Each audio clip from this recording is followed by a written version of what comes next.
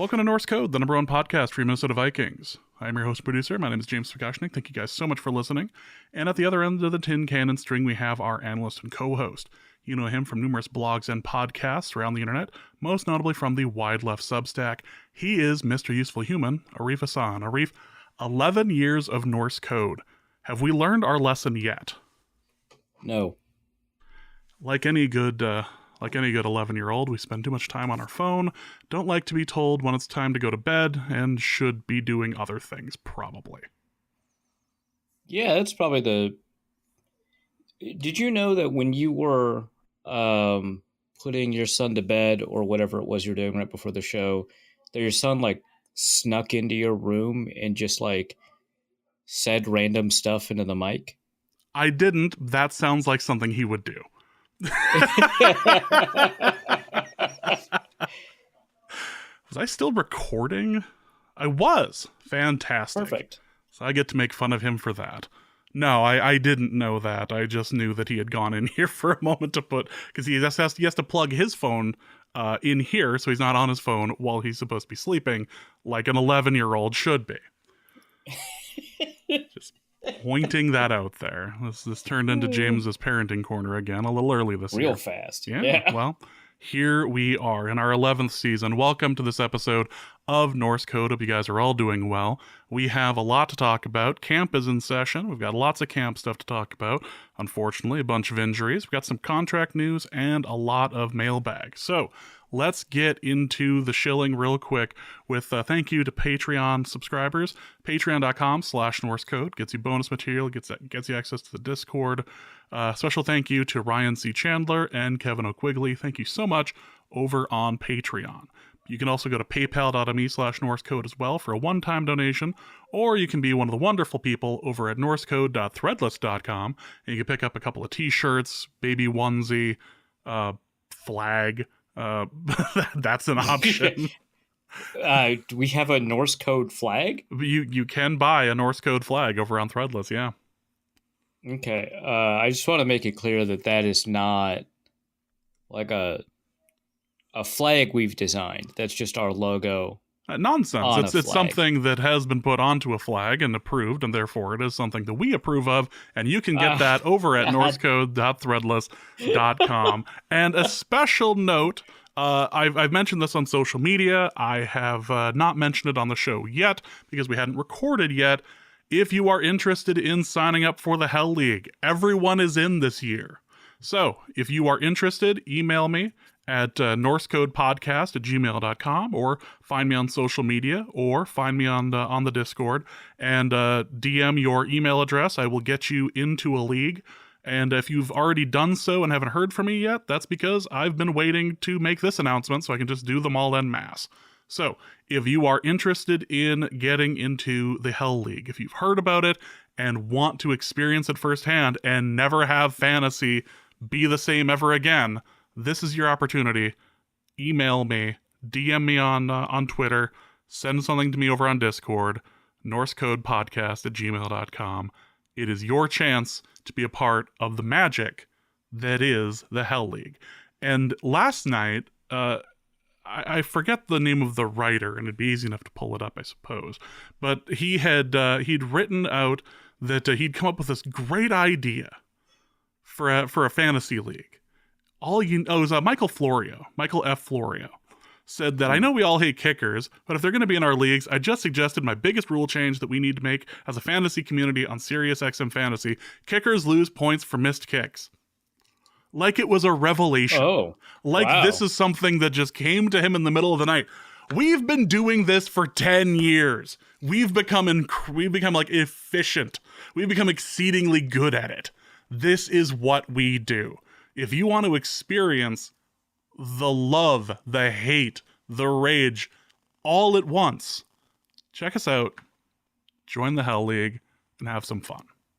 Hold on.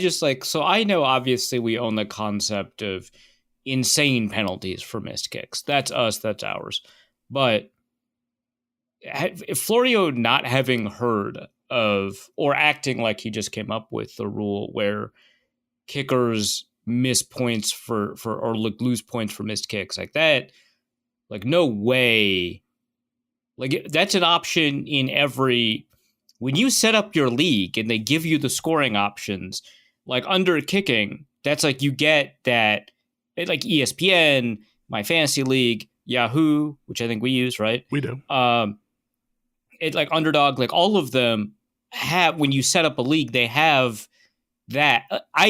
What? Why does he? Okay, I know that this is just pre-show, but like, what? Look, I think the bigger point was that we should do this as a people, which I support. I support that idea, but it came off very much like this came to me in the middle of the night, or I went up to the mountain and with these 2 sheets of rock, and then I came down with it written in lightning or what. Like, it came down from the mount with the new fantasy commandments, and one of them was -50 for a missed extra point. Like, cool. Yeah, all right, buddy. But we've been doing this for 10 years, and we have a bit too much fun with it. So yes, join us. It's a lot of fun, and you will potentially regret it, but that's good. It's good to have some regret in your life. And with that, let's get into the show itself. We have lots of camp stuff to go over. People are looking really good. McCarthy, in particular, there's a lot of interesting reviews coming in, along with Sam Darnold, who is also looking particularly good. Maybe it's because we don't have corners, but let's talk about what's going on over at camp. Yeah, so obviously I'm not at camp this year, so I'll be relying on reports from other reporters. This is my reading of reports by Will Raggett, Alec Lewis, sorry. The stuff that you get over at Star Tribune that includes Ben Gessling and Andrew Kramer, and the stuff that Kevin Seifert writes over at ESPN, stuff like that. So I just wanted to make that clear. So based off of what I've been able to, Matthew Culliver, a Purple Insider, fellow Substack guy, check him out. Based off of what I've been able to read from all of that, it seems as if Sam Darnold is showing kind of a lot of the requisite skills that you need to be a starting quarterback in the NFL, which is good because he started for a while. That's an expectation. But he throws a lot of velocity. He throws a lot of aggression, and that's resulted in a good number of highlights. It does seem like from time to time he's inconsistent in camp, so that's something to kind of keep in mind. Now, I don't know if this inconsistency is a product of him attempting to test the limits of what he can do and finding out, right? Throwing picks to see what he can get away with, that kind of thing. Or, if he's earnestly making the kinds of decisions he would make in games and then throwing picks. That second one is obviously worse for 2 reasons. One, you should be using camp to test out what you can do and not do. But 2, well, if that's what you're doing and it results in picks against a defense that does not have cornerbacks, that's a concern. So there's that. JJ McCarthy has had some reps with the 2s, had a couple of reps with the 1s, including red zone drills, threw 4 touchdowns out of 5 in red zone drills, did a couple reps of the 1s with the 7s very recently, and in 11-on-11 drills very recently. Pretty rare, but still happening, which is notable. Also, part of the plan, something that Kevin O'Connell had indicated would happen before camp started, that he'd get some reps of the 1s, and obviously he's been getting reps of the 2s. Kevin O'Connell also said not to read too much into the fact that he's getting reps of the 2s because Nick Mullins knows the offense better than any of the other quarterbacks, and so he just needs less time with that. So seeing him with the 2s should not force us to read the tea leaves and say this guy is probably the second best quarterback. But it very much seems like McCarthy is getting very positive reviews in camp, despite what one tweet from Dove Kleiman would have you believe. Or I guess whoever runs the Dove Kleiman account now. That's more accurate, yeah. Yeah. But, and this is just kind of highlight parsing and stuff like that. I will say it does seem like McCarthy is a little bit late on his decisions. Half a tick, not a ton, but enough that would make a difference in a real NFL environment. So that's something to kind of keep in mind, is that you can have your camp statistics and highlights, and that's great, but you do have to pair that with an analysis of the throws that you're seeing. And the throws that we're seeing include some really good ones. There was a bullet that he drove in the red zone for a touchdown. I think this was against the 2s, whatever. Really looked fantastic. I love it. We've seen some deep ball highlights, including a corner shot to Lucky Jackson. That looked great, right? This is not me saying, the highlights are secretly bad. It's more just kind of, there's a little bit more to kind of maybe potentially uncover to see that maybe McCarthy, there's something to be said about, like, despite the fact that it looks good in camp, that Kevin O'Connell doesn't think that McCarthy is necessarily ready yet and has had a plan for him to kind of come along a little bit more slowly. And I think that might be kind of related to that. So, a little bit of a damper on some of these really positive reports. But I think the positive reports are good because I think it means he's ahead of schedule. I think that based off of the way that they've talked about McCarthy, based off of the scouting reports of McCarthy coming in, and, what their plan seemingly was, it seems like based off of the way they talked about him versus the way that we're seeing him perform in camp, it seems like he's ahead of where kind of he needs to be, right? And what that looks like. So I think it's overall positive. I just want to say that, like, some of the ways that some people have interacted with this news doesn't seem to kind of match what the Vikings' intentions are, or seem to match kind of a truer evaluation of where McCarthy's at. But I think it's pretty positive, and I think it's a good thing that he seems to be kind of ahead of his development track. It would be a nice change of pace, quite frankly. And, at this point, it's anything that we get out of him in first year is wonderful, but we are kind of looking over at Sam Darnold and going, well, this is going to be the person who starts likely the majority of the games, and he's not looking terrible out there either. Yeah. Again, he has been throwing a couple of picks, but it seems as if, based off of, again, the way people are talking about it, the way we see it, the way Kevin O'Connell's been talking about it, that this is pretty positive, right? Like, when you see like a compliment from McCarthy in a presser, right, and Kevin O'Connell answers the question, he absorbs the compliment, provides some context for it, and then kind of adds a little bit of a slowdown, like, oh, no, he's up and down, or, there are a couple of things he needs to work on.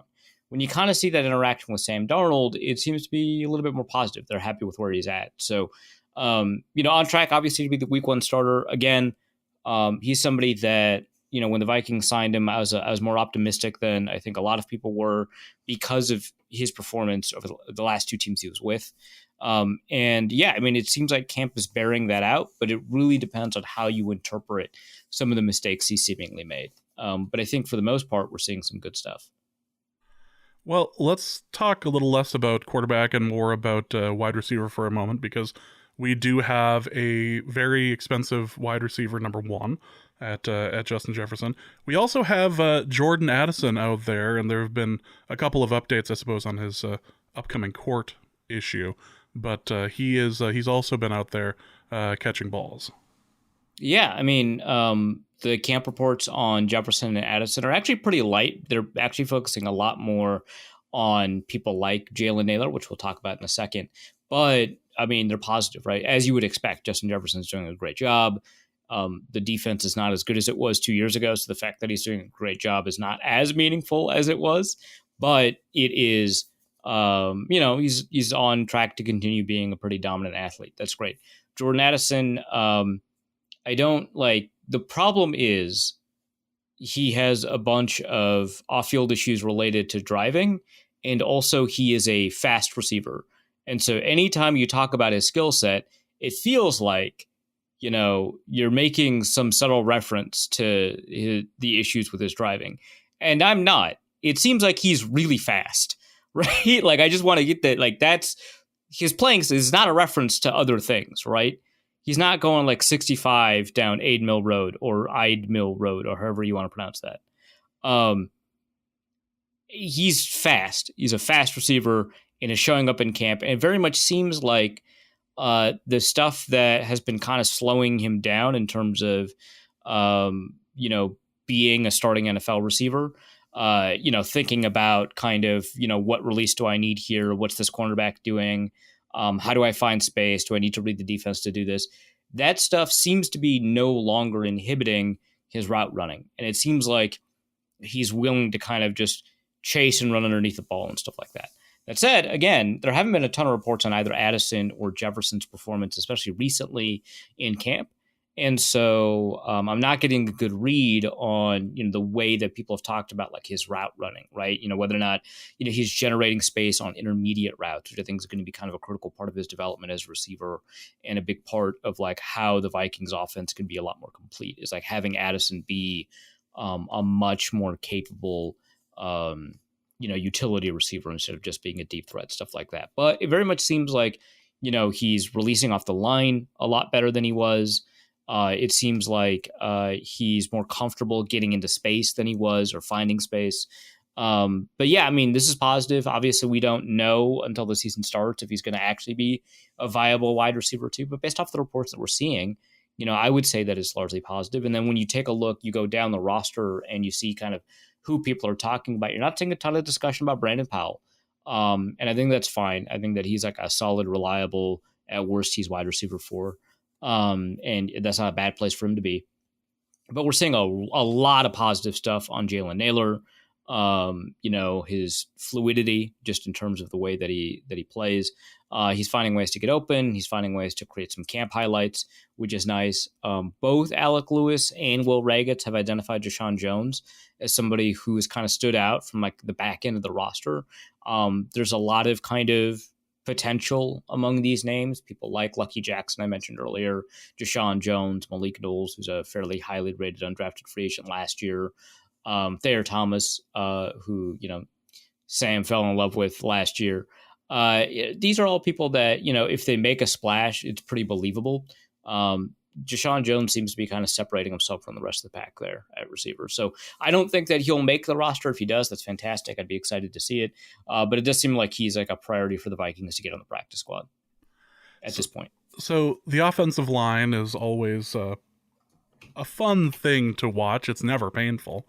Are there any highlights coming up about the offensive line? Yeah, I mean, again, it's one thing where, unless we get like a Daniel House out there to watch OL DL one-on-ones and record what's happening, or I get out there, we're not going to see a ton of offensive line reporting, but people have been noting kind of who's rotating in, who's not. And it seems like Dalton Reisner is just not rotating in with the first team. And so though it has been discussed as a 3-person competition for 2 spots, right now we're only seeing Ed Ingram at right guard, Blake Brandel at left guard. Either the competition is over, or if there is a competition, it's not going to be had by having, Reisner participate with the ones, and they're going to evaluate the way that he does with the 2s against how, these 2 guards perform with the ones. And, obviously, there is a discussion of chemistry and making sure that he's fit to play, right guard if that's the job that he quote unquote wins. But at least, he has played left guard on this offensive line. And so chemistry will not be too difficult to develop heading into the season if that's what happens. But it sounds like that's not happening. Other than that, haven't heard anything. Want to hear a little bit more about Walter Rouse or Michael Juergens. I think it's actually Juergens. Michael Juergens, the draft picks from the late rounds this year. And then the guy at the Senior Bowl from the University of Kentucky, Jeremy Flax, who actually got injured in the first half of the Senior Bowl, and so we didn't actually get to see him play in the game itself, just practice a little bit. Huge guy. The Vikings currently have him at guard, but I'd like to hear more about these guys. So we'll see, but not a ton on the offensive line aside from that. And speaking of the offense, it is worth noting that it's been reported, I say at press conferences, that Kevin O'Connell believes that T.J. Hawkinson is ahead of schedule as far as coming back from his knee surgery and everything. So that is good news, unless you're a strident Johnny Munt fan, which there are people. If there can be a Ham contingent, there can be a Munt contingent as well. But and I was enjoying, admittedly, some of the stories coming out with I believe it was Sam Darnold who was referring to C.J. Ham as Papa Ham. Like that's a bit too good. At this point, it feels like you're pandering to me, and I'm not really complaining, but I am raising an eyebrow. So there is that. Let's talk about defense, because this has been rough, and we'll get into the injuries here in just a sec. But ignoring the injuries, as difficult as it is, what's been going on that side of the field?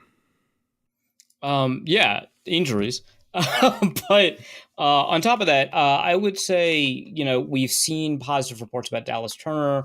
We've seen the Vikings try to figure out, how they're going to integrate Van Ginkel, who wasn't able to participate in the spring practices, um, Dallas Turner, and then Jonathan Grenard all onto the field at the same time. It seems like right now, um, it's mostly third down packages. I imagine during the actual games, we'll see some rotation between them, but that's like pretty nice to see. It seems like Levi Drake Rodriguez has worked himself into a conversation to compete for the number one spot. So again, injury for Jerry Tillery, we'll discuss it a little bit more, but we were able to see Levi Drake Rodriguez rotate in along with Jonah Williams with the ones, which would suggest that Jaquelin Roy is a little bit on the outs, maybe in terms of his place on the team.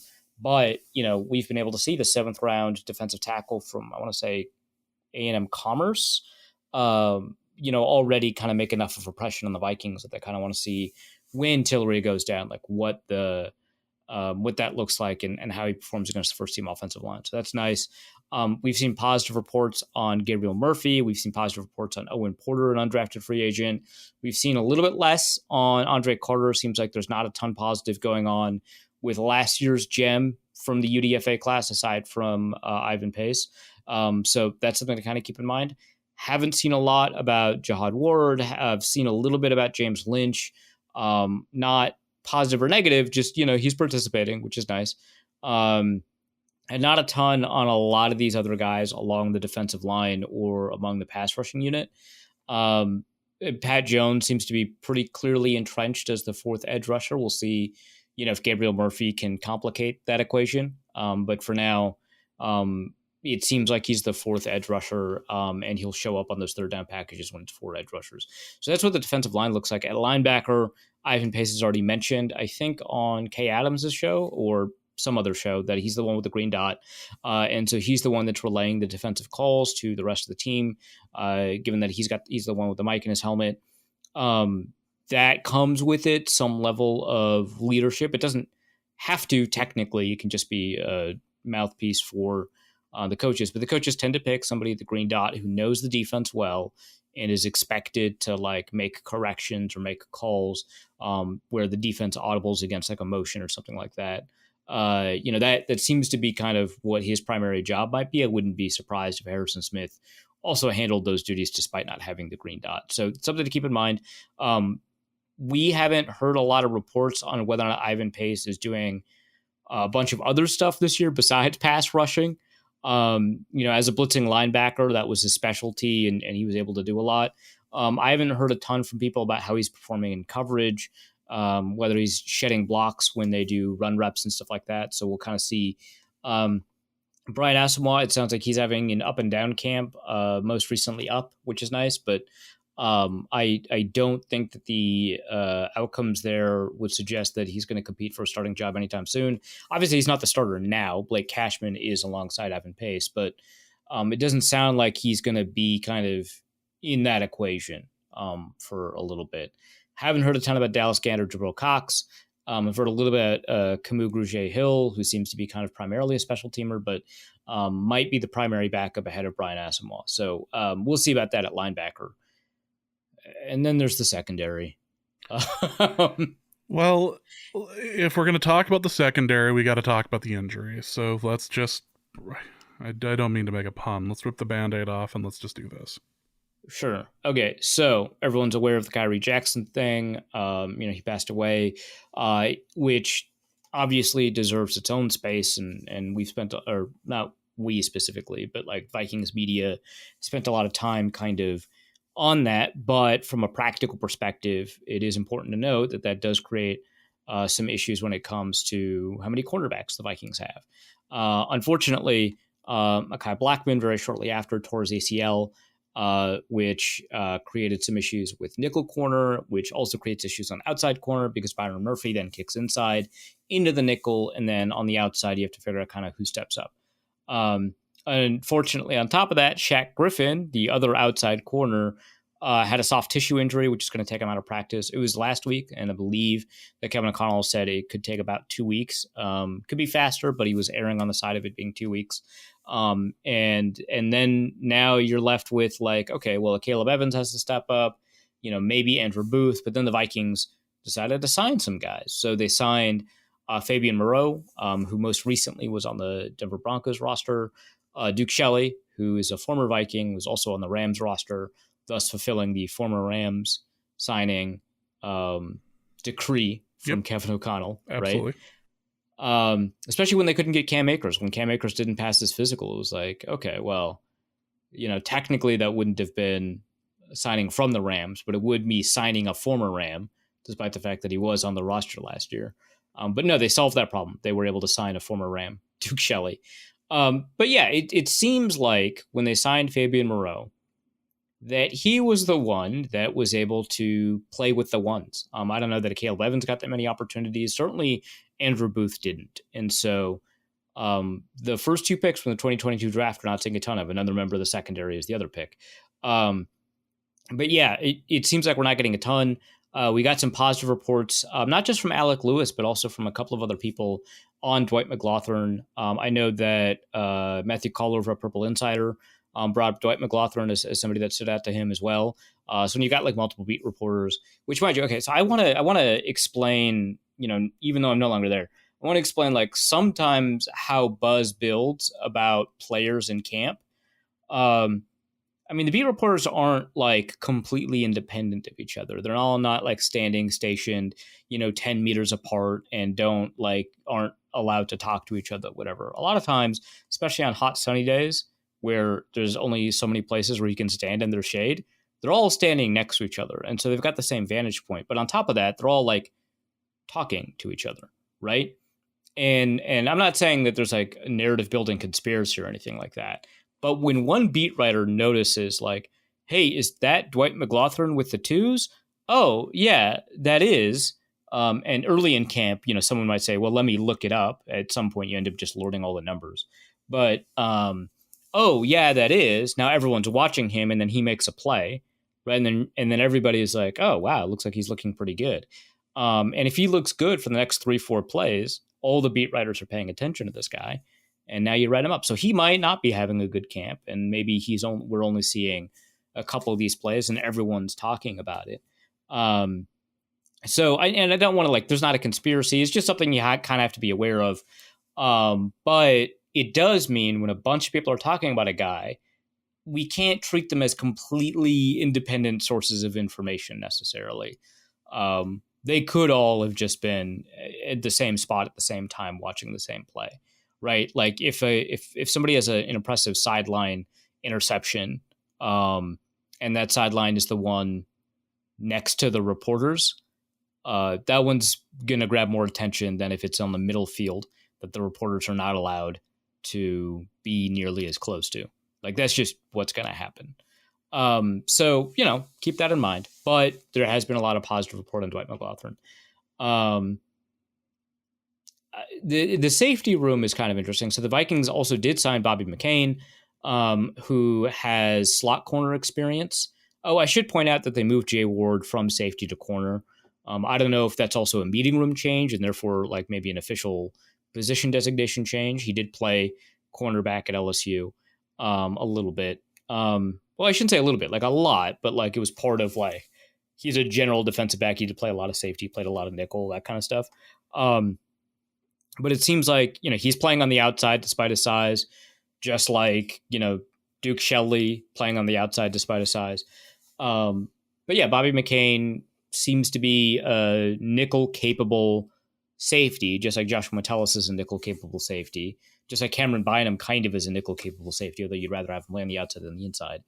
But we're getting a lot of very positive reports about Theo Jackson. Again, you don't get a ton of news on Harrison Smith or Cameron Bynum.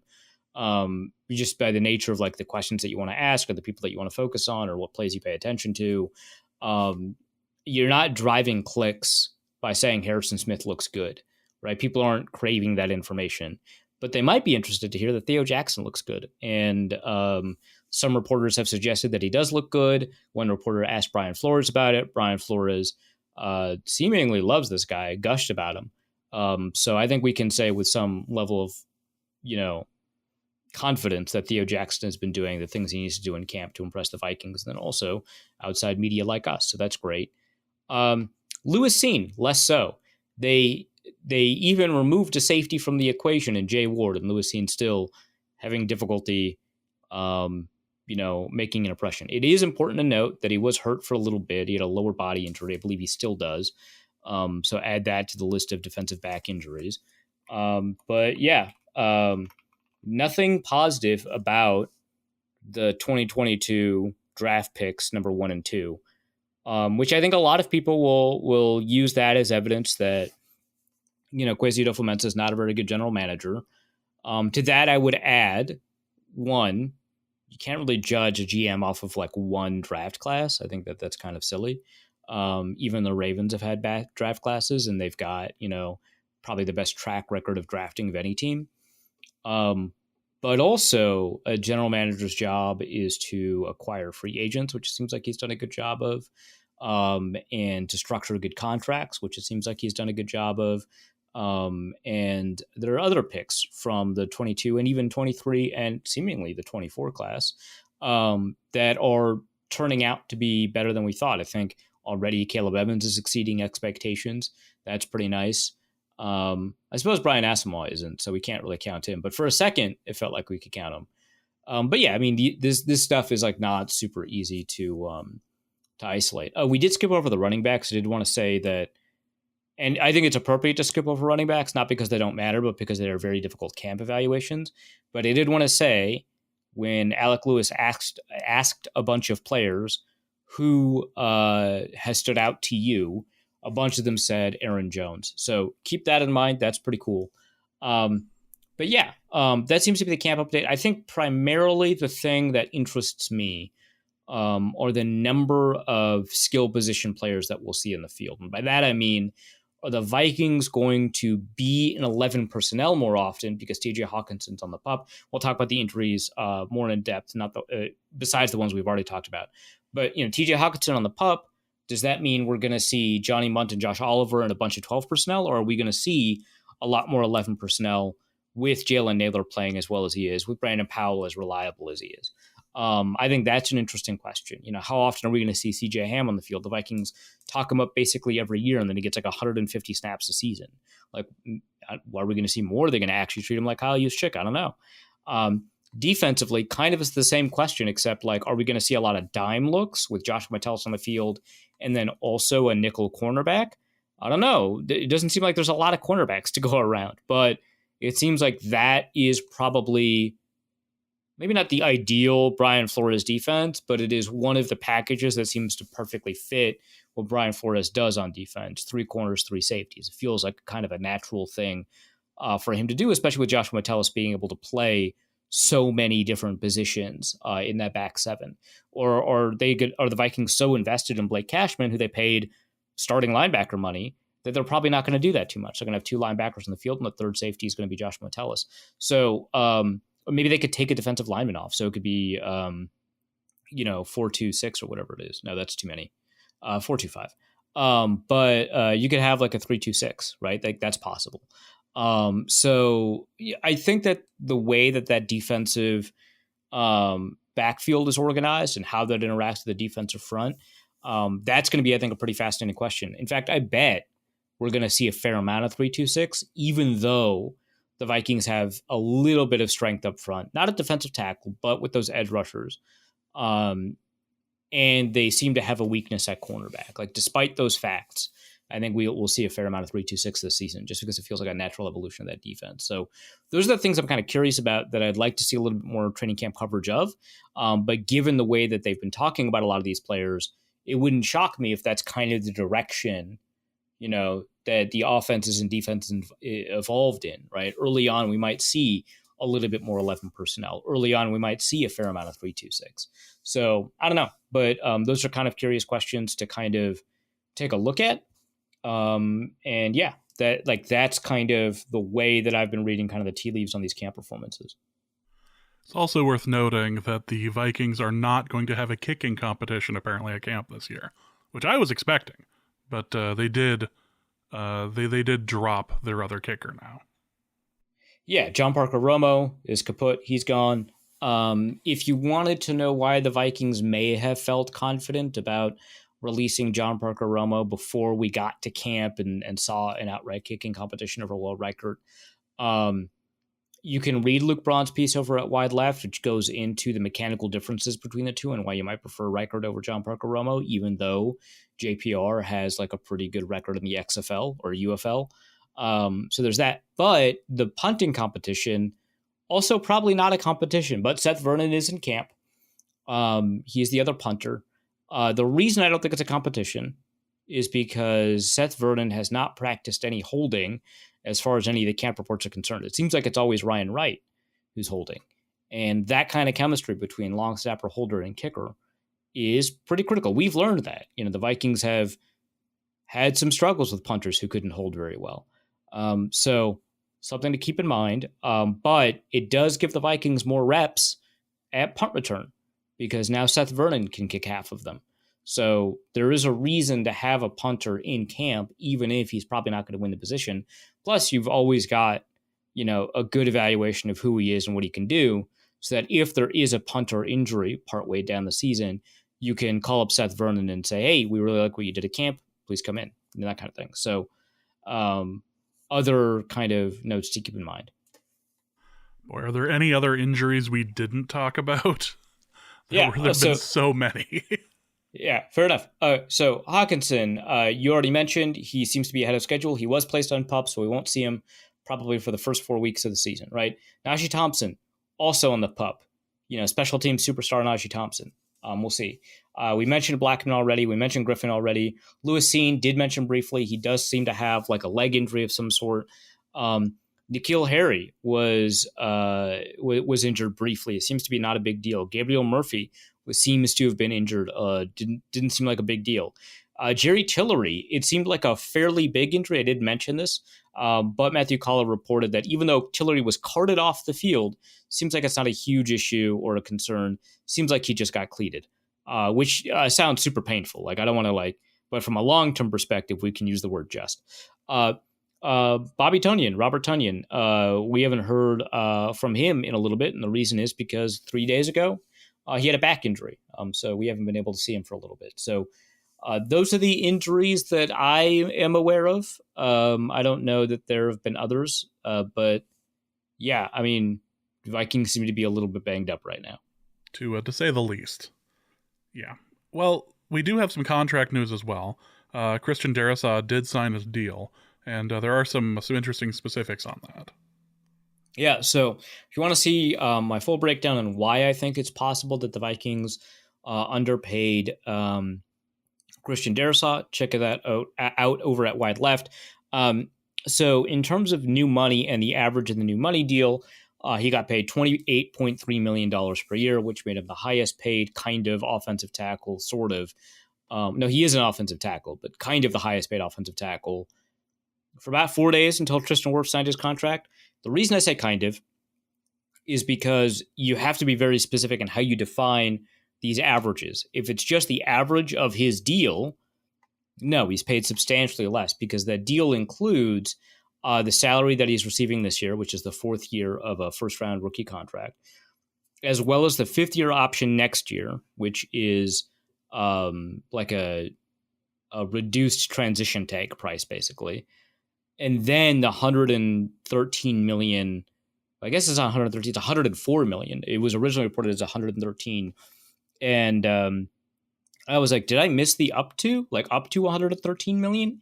And indeed I did. I don't usually miss the words up to in these reports, but that time I had bamboozled myself. So that's unfortunate. I apologize for that. But when you add in like the $104 million from the new money deal, plus the $16 million from the fifth year option. Let me do some calculations. So that's 16 plus about $2.5 million from this year's contract, and you divide it by 6 instead of 4. I'll do that. Oh, that's 6.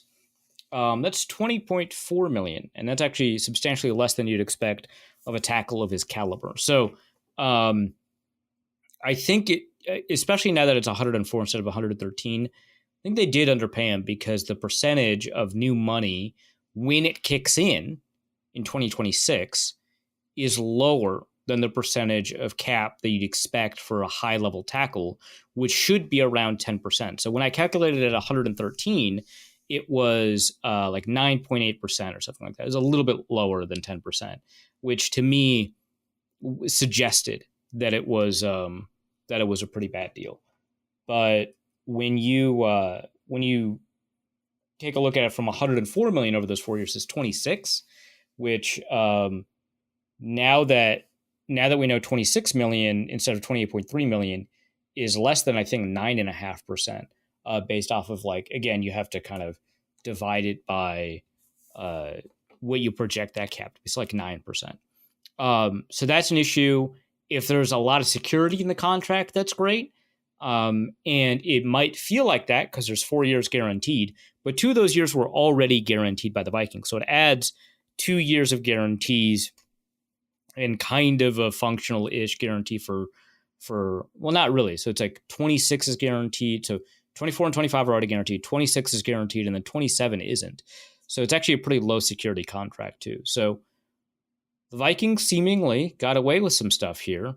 I don't know that that's a good thing, and it could have some issues down the road. So 9% cap hit in 2020, or 9% average cap hit over the length of the new money of the deal, which is very low. It's hard to calculate because he has a signing bonus that kicks in right away and an option bonus that kicks in next year. If you want to take a look at a visual of the deal, I would suggest overthecap.com. Also, at Wide Left, I do have a screen cap from overthecap.com that has a visual, as well as a lot more kind of breaking down the contract. And every time you see 113 million in that piece, maybe I should update the piece, but every time you see 113 million in that piece, change that to 104. Every time you see 28.3, change that to 26. Every time you see 9.5% or 9.8%, change that to 9%. And that's going to, I think, dramatically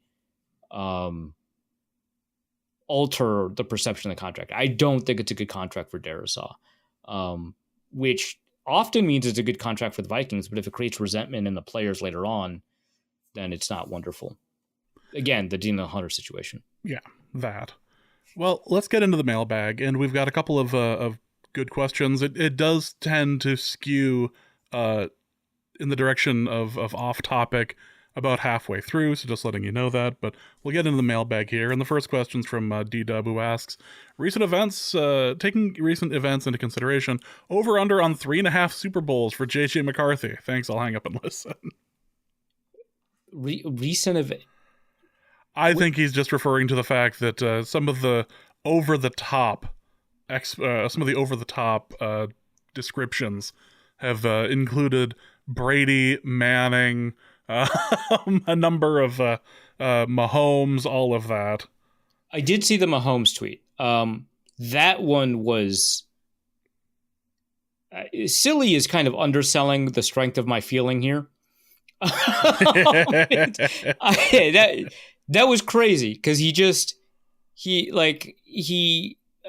technically he scrambled out of pressure, right? Because it wasn't I thought originally it was like a rollout. I was like, why are you calling a rollout? Like, that's not, no, it was a scramble under pressure, to his credit. And then he threw a touchdown, which I guess if you were a boring person is how you would describe some of Mahomes' highlights, right? He scrambled and then he threw a touchdown. Okay, yeah, that's true. In that, they share a highlight. Other than that, I would maybe not go that far. I did see somebody say Brady like pocket manipulation, I guess, which I haven't seen that. In fact, I would say that some of the highlights we've seen are probably sacks in a real game, but I'm not here to like harsh everybody's buzz because I do think that he's been having a good camp, right? I think at the moment he is exceeding the expectations for when the Vikings drafted him, and the Vikings drafted him in the first round, so the expectations are pretty high. So I'm happy, right? But I would say that Brady would have avoided that sack, and I don't think that the rookie, I guess from the same school, was doing exactly that. Brady didn't do that as a rookie. He, in fact, so much didn't do that he was the third quarterback on the roster. But yeah, so, I calmed down. But because I was worried like recent events was like Joe Biden has withdrawn from the presidential race. I was like, what are we talking? What is that? Does that mean McCarthy gets more? What's happening here? Okay, I get it. JJ McCarthy gets more super delegates. It's fine. Yeah, right. Which, it's a coup basically that McCarthy has orchestrated over Sam Darnold. Let me be over Sam Darnold. But yeah, sure. I'll take the under on Super Bowls because I think the world ends in 7 years, and it is a lot to ask a guy to get more than half of the Super Bowls in that period of time. Yeah, that's 3.5 seems like a safe. You could go under on that pretty happily. Yeah. JJ McDarnold asks, God. from what position would the pommel horse guy be most likely to make the Vikings 53-man roster? Also, what are the odds that Caleb Williams is a bust? It's worth noting that I think the only good quarterback that the Bears have ever drafted was Jim McMahon, and he was good briefly. Yeah, I mean, yeah. That's it. Nobody. I've done the homework. No one else.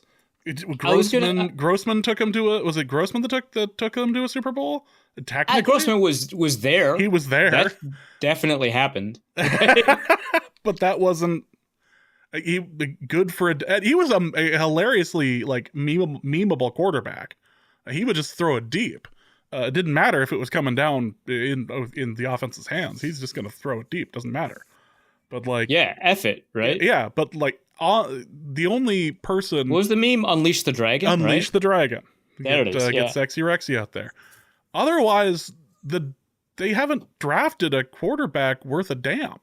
So I was going to make a joke about like, oh, they drafted Kyle Orton, but he wasn't actually good. So I couldn't. No, he wasn't good enough for the joke, and it's a pretty low bar to be good enough for that joke.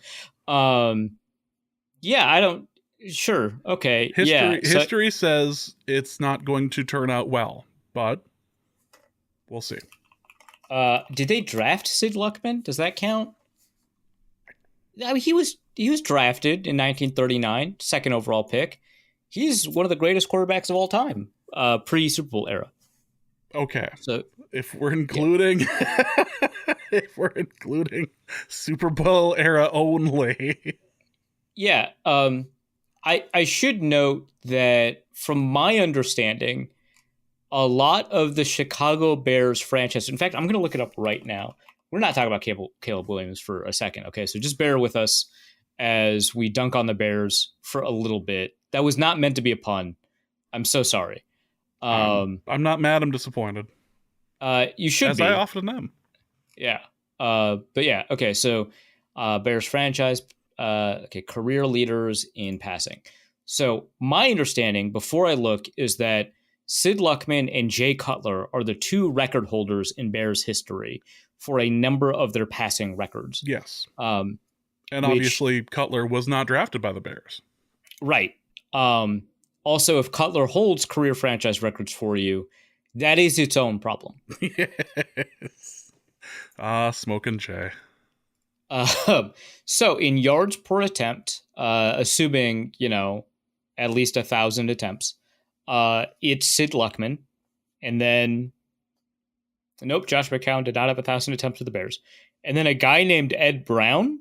Good for that guy. 54-61. And then Jim McMahon. Okay, great. And then you get to Jay Cutler. Total passing yards, obviously it's Jay Cutler. But second is Sid Luckman. Third is a guy named Jim. It is not Jim McMahon. It is the head coach of the Los Angeles Chargers. Yeah.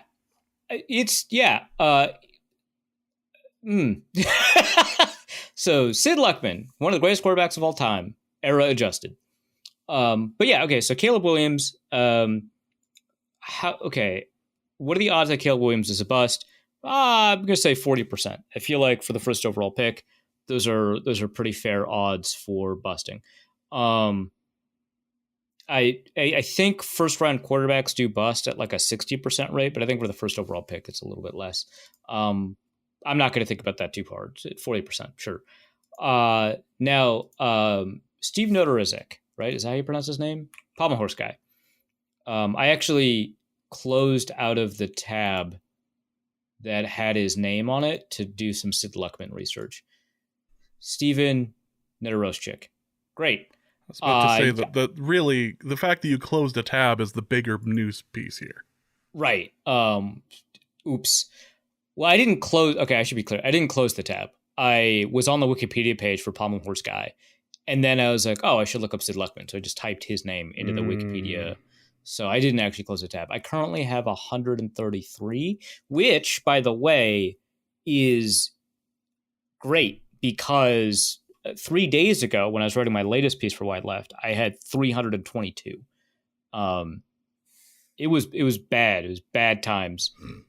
The fact that my computer was not like screaming at me, shouting mercy, calling laptop protective services, that's an accomplishment. Growing legs and attacking you. Right. So it turns out I customized this laptop to handle that situation, I guess. Great. Good for me. All right. Pommel Horse Guy, slot receiver. I think obviously, first of all, he's 5'5".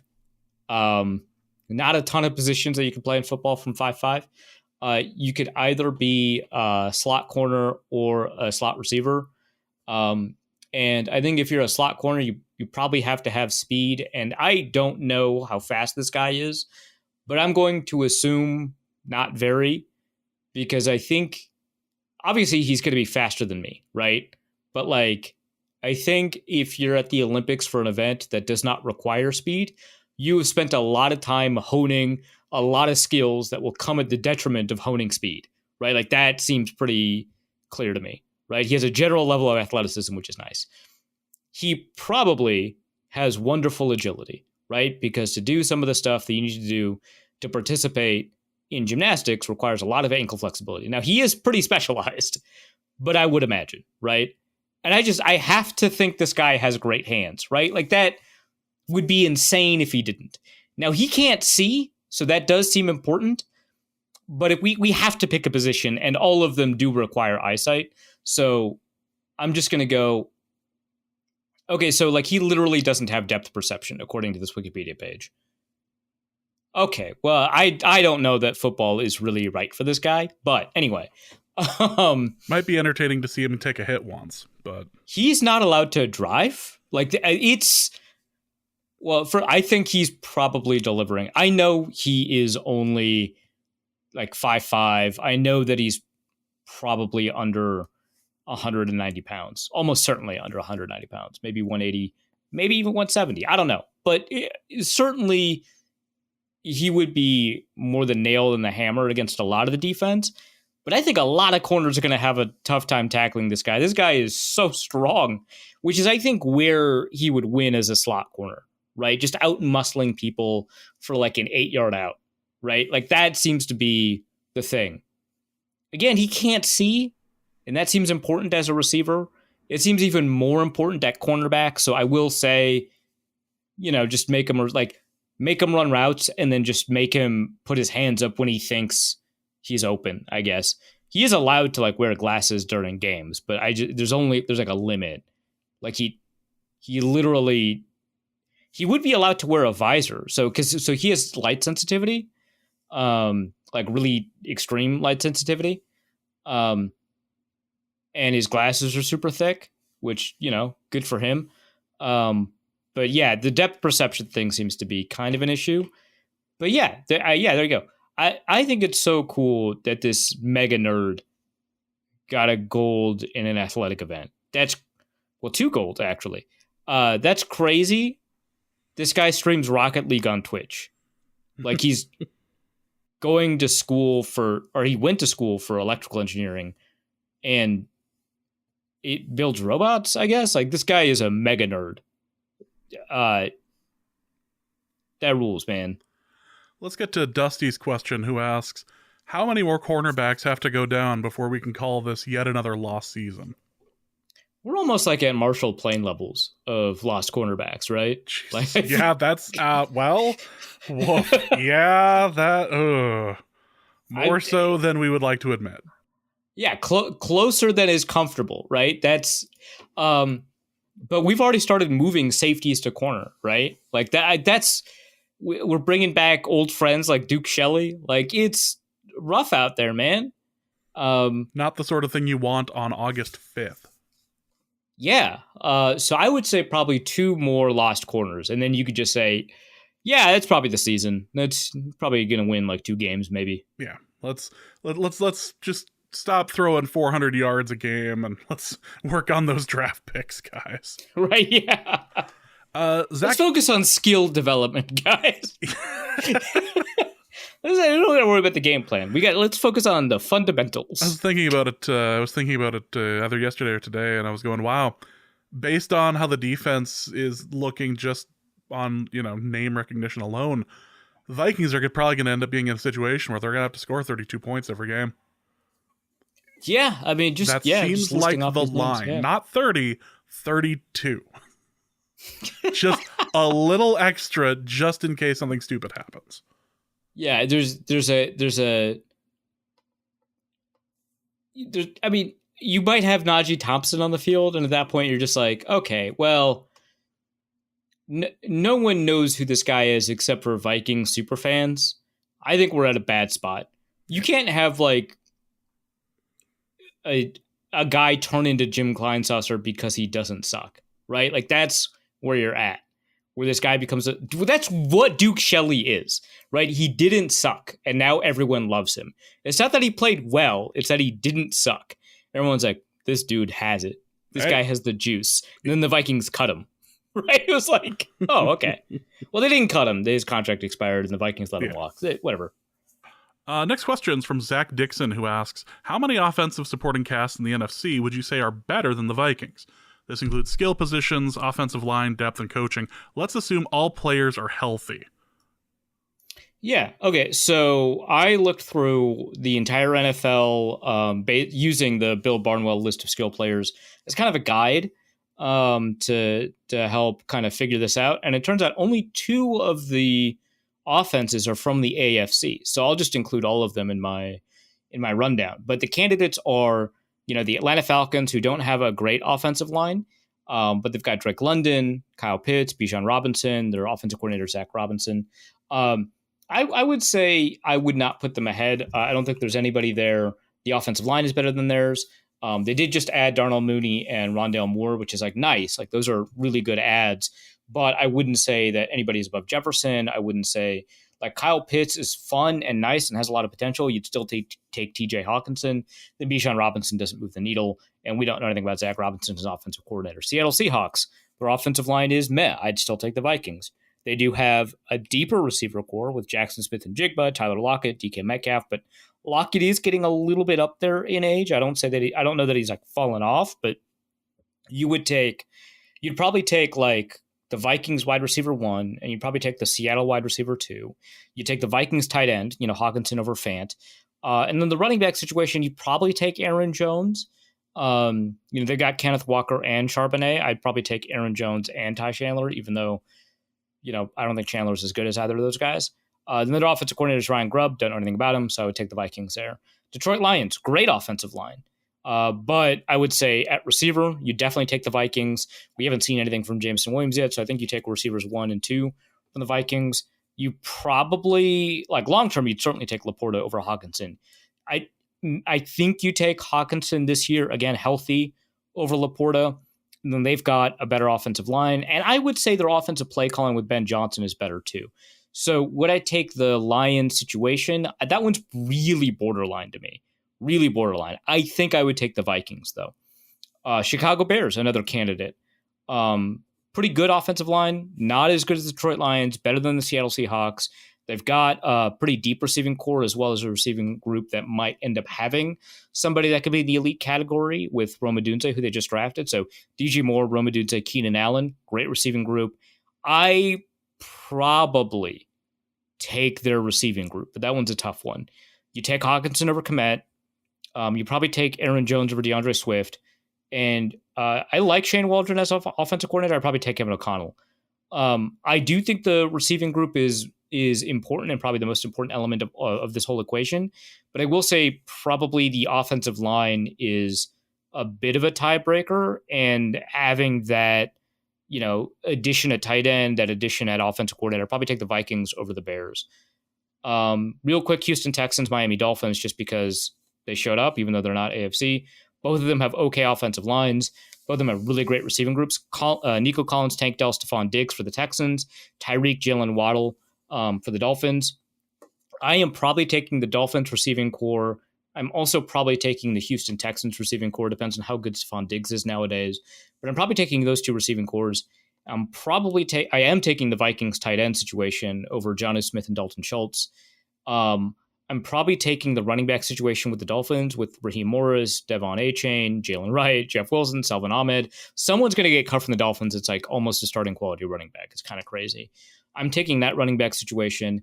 I'm probably not taking the Texans situation because they've got Joe Mixon, Dameon Pierce, which is not a bad running back situation, but it's not a good one.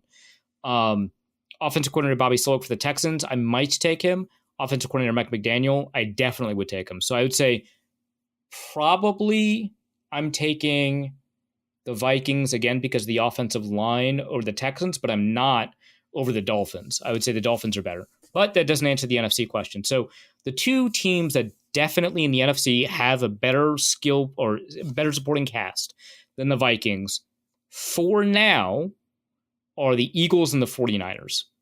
I would say, so the Eagles have a great offensive line. The 49ers have like a good-ish offensive line.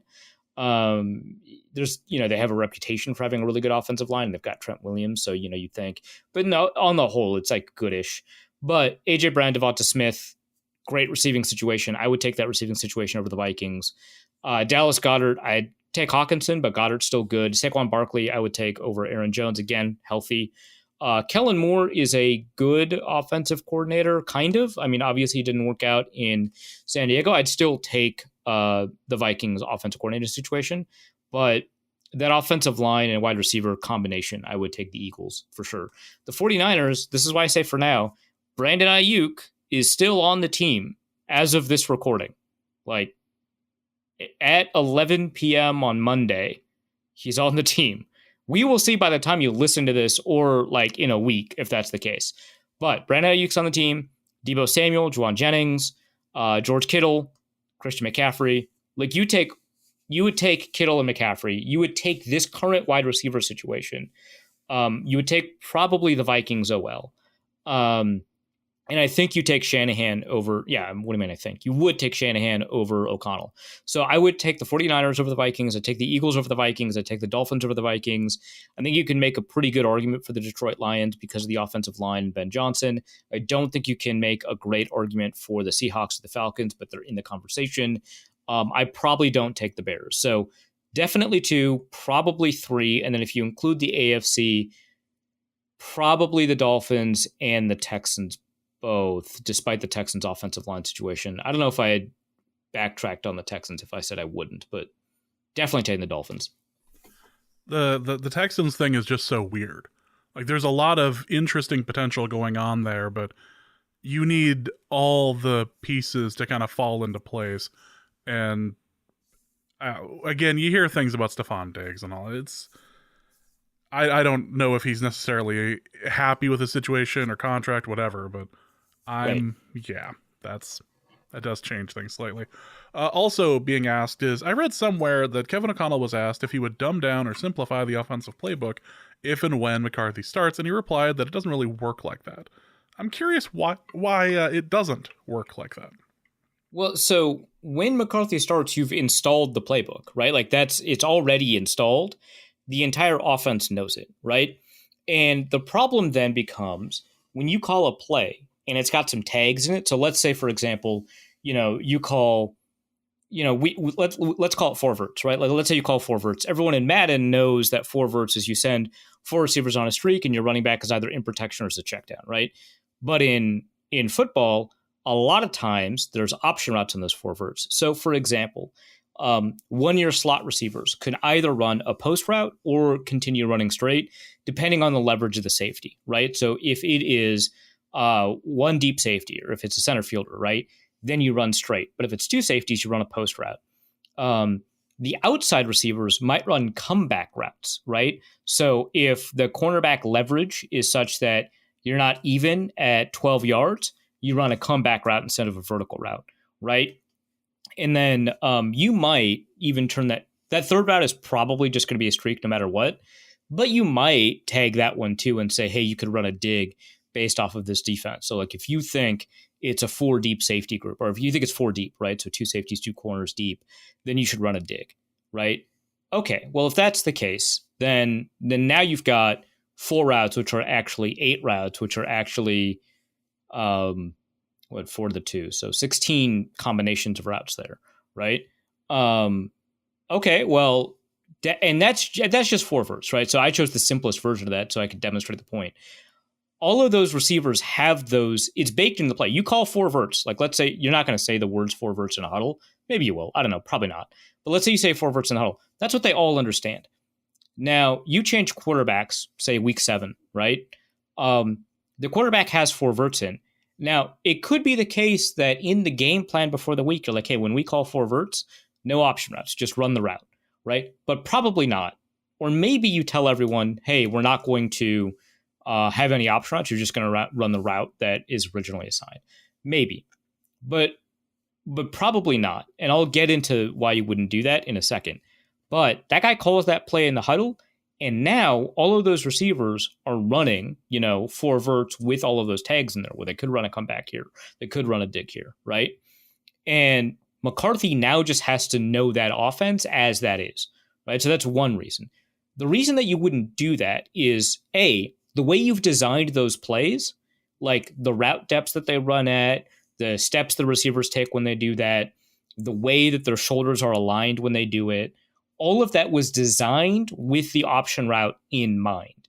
And so you call it, and if you don't run it with any of the option routes, which this one's less important for 4 verts, but might be for like another type of play, right?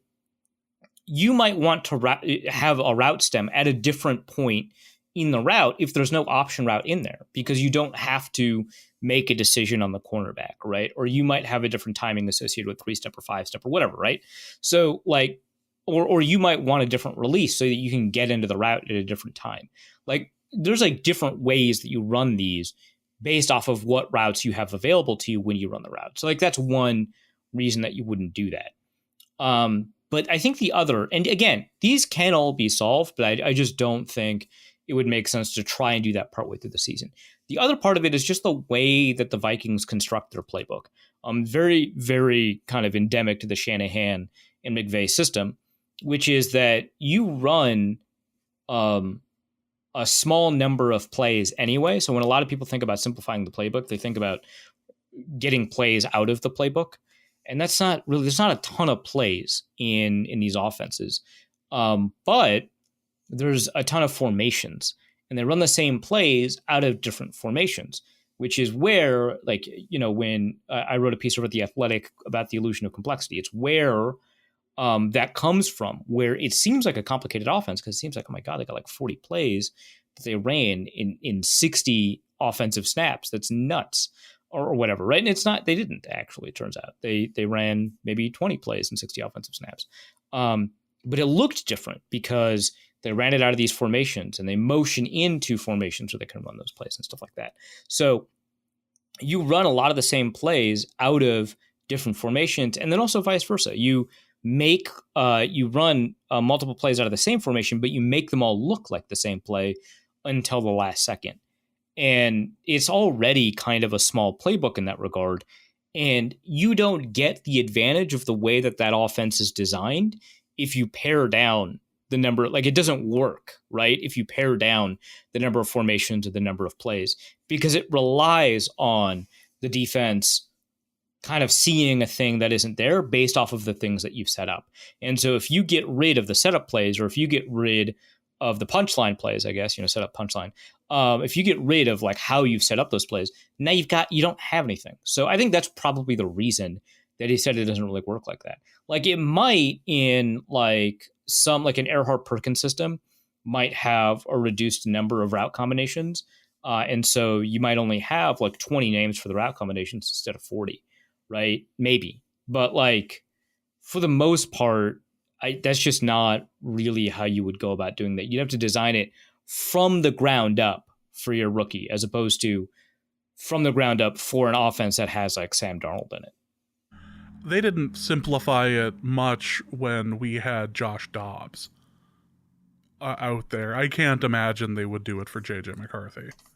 Yeah, they did different play. I don't think they simplified it, but they certainly changed the play calling. They just didn't do it maybe the right way. It's tough, right? He just showed up.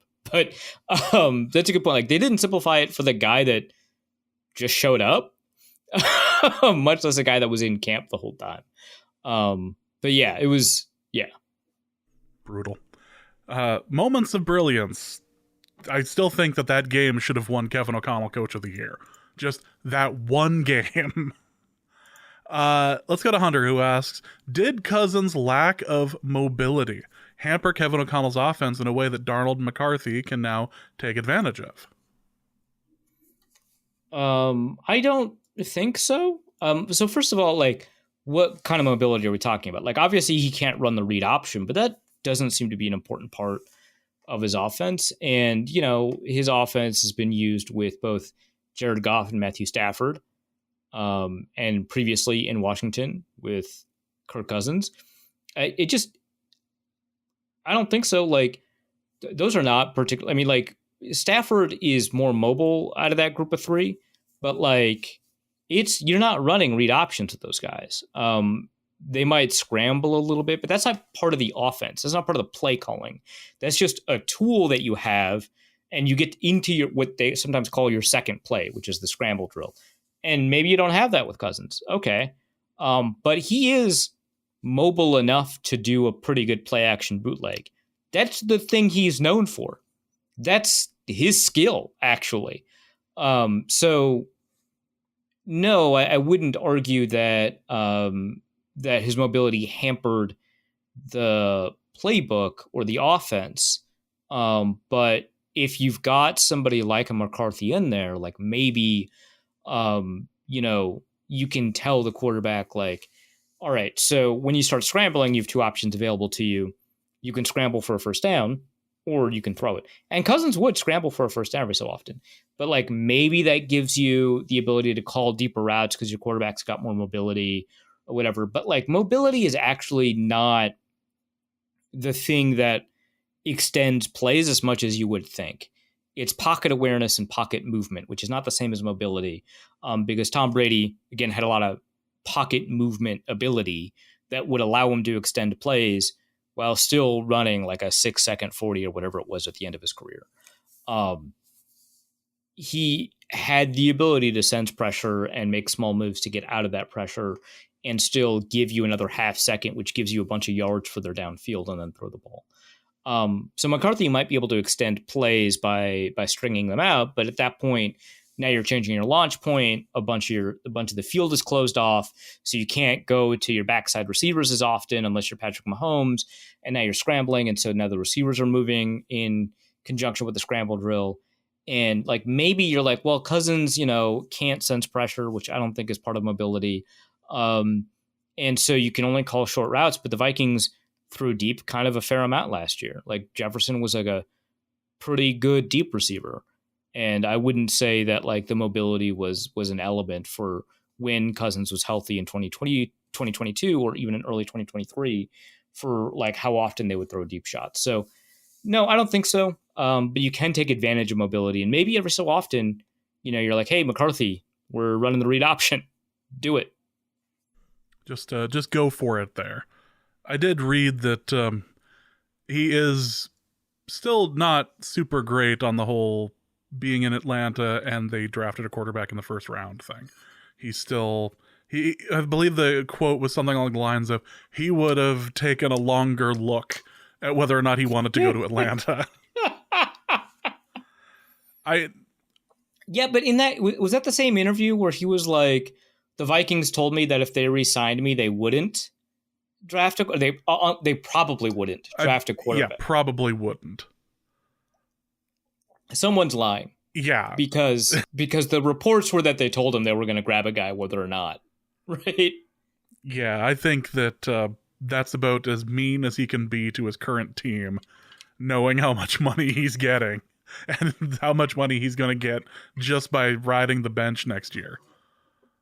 He's going to make a hell of a quarterback for the Raiders. It'll be great. Let's go to Room Bull Sharif, who asks, which what if is more interesting, and which one would have more actual team success? 2022 Vikings with Brian Flores as D coordinator, or 2023 with a healthy Kirk Cousins? And keep in mind, at the time that he was healthy, he was playing out of his mind. He was nuts. He was outstanding, right? Like we were attempting to parse out whether or not like he moved his streak of impressive play to just the front of the season, or if this is who he is now. Like I remember these discussions, right? It's like, well, he always has a month where he does well, right? And we're like, well, but it's never the first month. What's up with that? Because there's every year he's had a month where it's like, is this guy the best quarterback in the NFL? He was doing Patrick Mahomes division. He was having a Sam Bradford that one game through like 6. It was ridiculous. Yeah. He also threw some of the worst interceptions we'd ever seen him throw, but he was balancing that. He was balancing that out. Seriously, that one. Oh my God. But I think you and I even stopped and went like, this might be the worst interception we've ever seen him throw.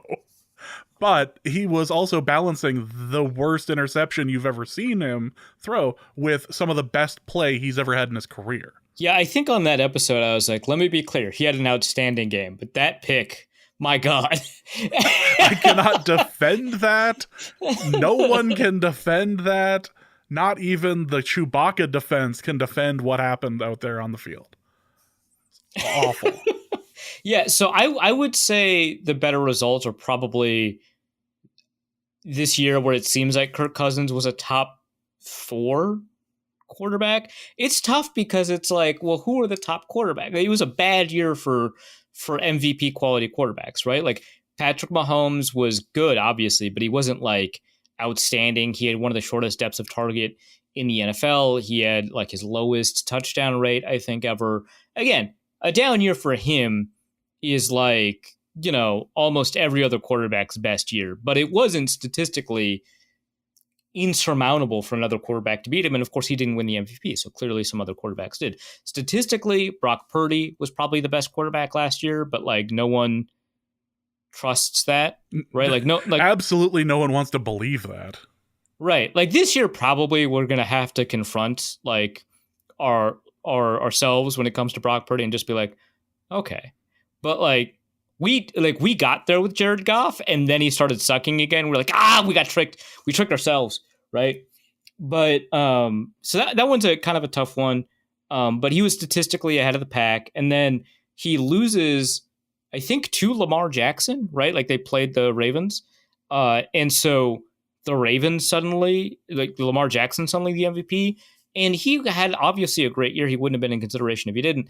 But he didn't really have, I would argue, the kind of year an MVP quarterback typically has in this kind of offensive environment. Though it should be said, he probably got screwed out of some MVP votes in previous years. So I'm not upset that he's like a 2-time MVP. But I do think like Josh Allen was probably the best quarterback last year, but his pick numbers were so bad that nobody wanted to do it, even though a lot of his picks occurred at like the end of halves or because a receiver dropped a ball or something like that. Like it was just a weird year. So Cousins could have conceivably gotten the MVP last year, which is insane, right? Like that, like what? No, right? Like that. Shut up. I joked about earlier about 32 points a game, but yeah, that could have happened. Yeah, so I think last year is probably both the more interesting year because then we get to be like, hey man, the Vikings are like 12-5, and Cousins has the best numbers in the NFL, And are we doing this? Is he the MVP? Are we going to have to do this? And I think that that kind of existential question is interesting. And also, the results are better. And the Vikings would have been a better team and enabled probably to win in the playoffs, assuming the defense collapse doesn't play through. Because, obviously the last 3 games of the season were so bad for the defense.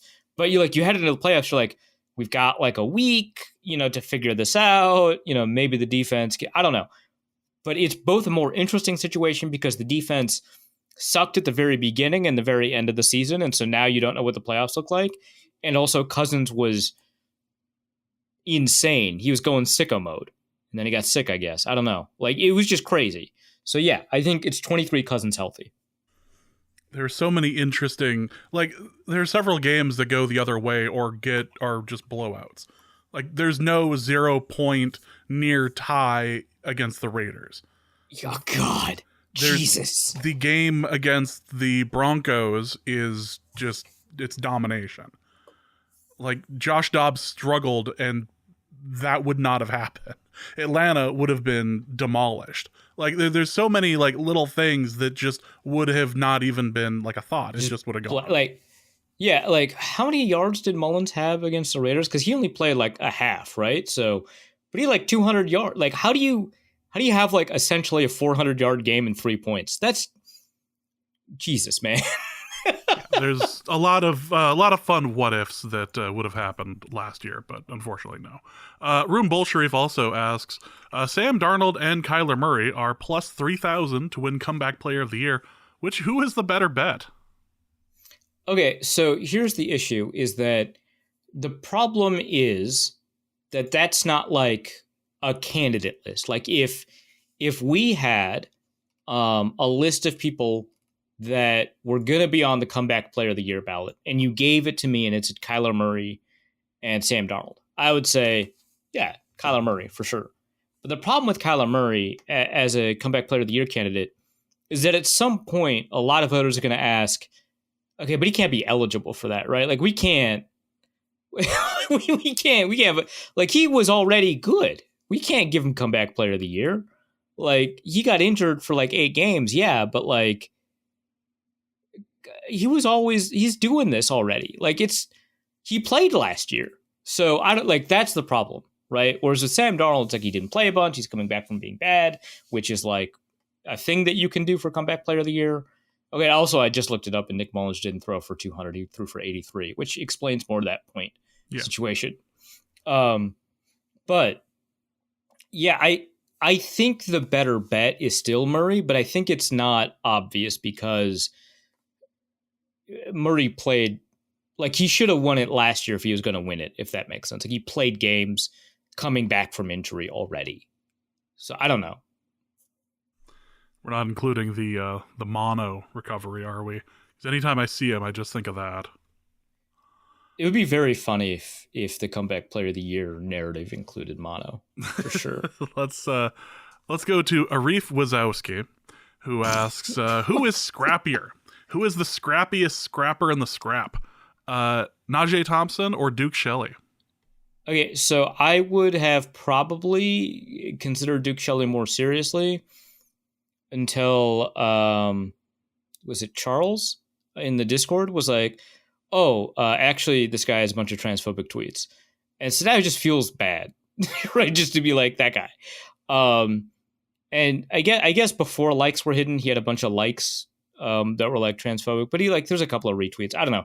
And I have no information about Najee Thompson, which by default is better. If we exclude that, I'd still probably say Najee Thompson just because being the special teams guy and loving special teams is super gritty.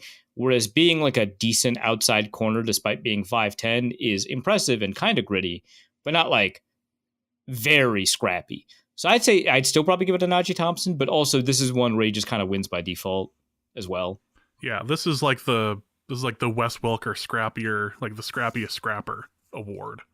Yeah. That's the level we're talking about here. Let's go to Logan Bolshreve, who asks, question for Arif and James's camp corner. Have you reported to camp? How's your health and bodies this year? What did you work on this off season? And Armenson as a follow-up and says that to add to it, how is James's back? Will it be able to hold up to multiple hours in a chair? Will recording times be impacted, resulting in shorter podcasts? Will a substitute host, let's go depth on here, perhaps Dusty or Luke, need to be subbed in because James is on a minute restriction?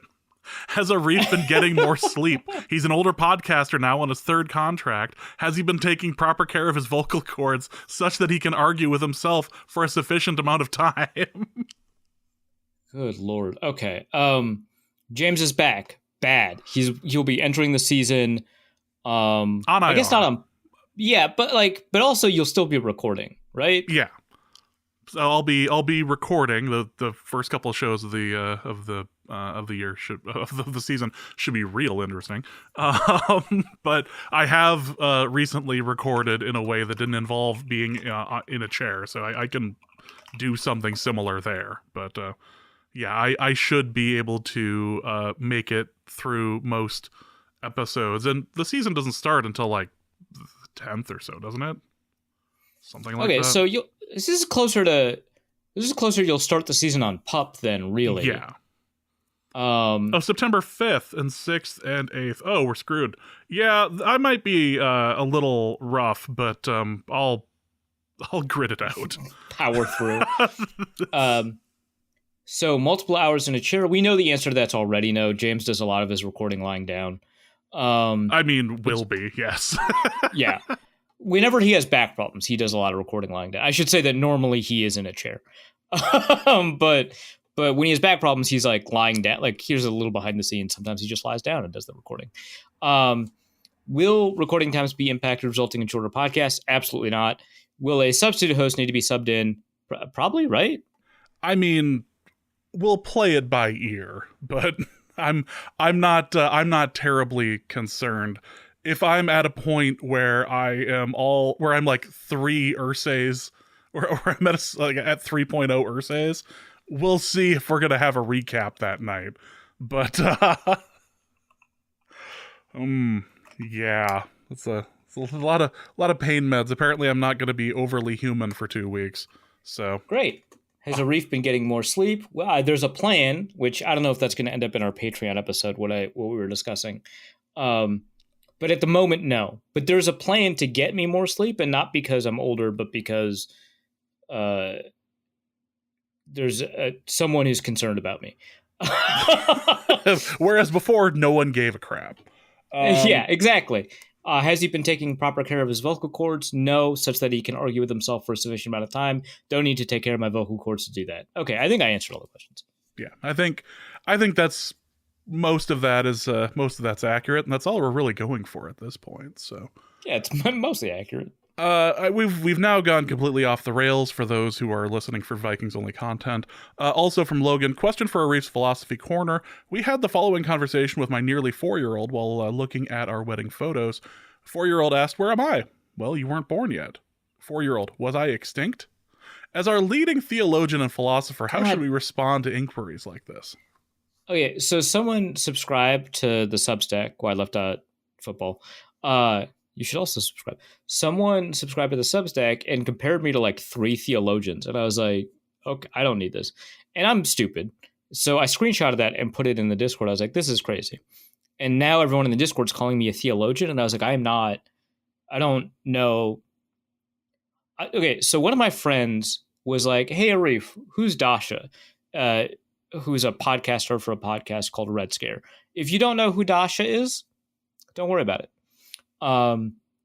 It's kind of like this online brain poison thing. And that's what I said to him. I was like, don't worry about it. And he was like, well, but she's attractive. And I was like, no.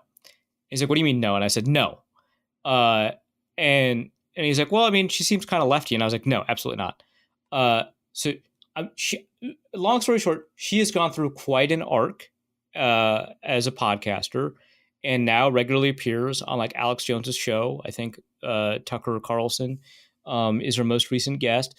But importantly, she has decided to become a Catholic, and she's like really super into it. And so a lot of people would call that a trad cath.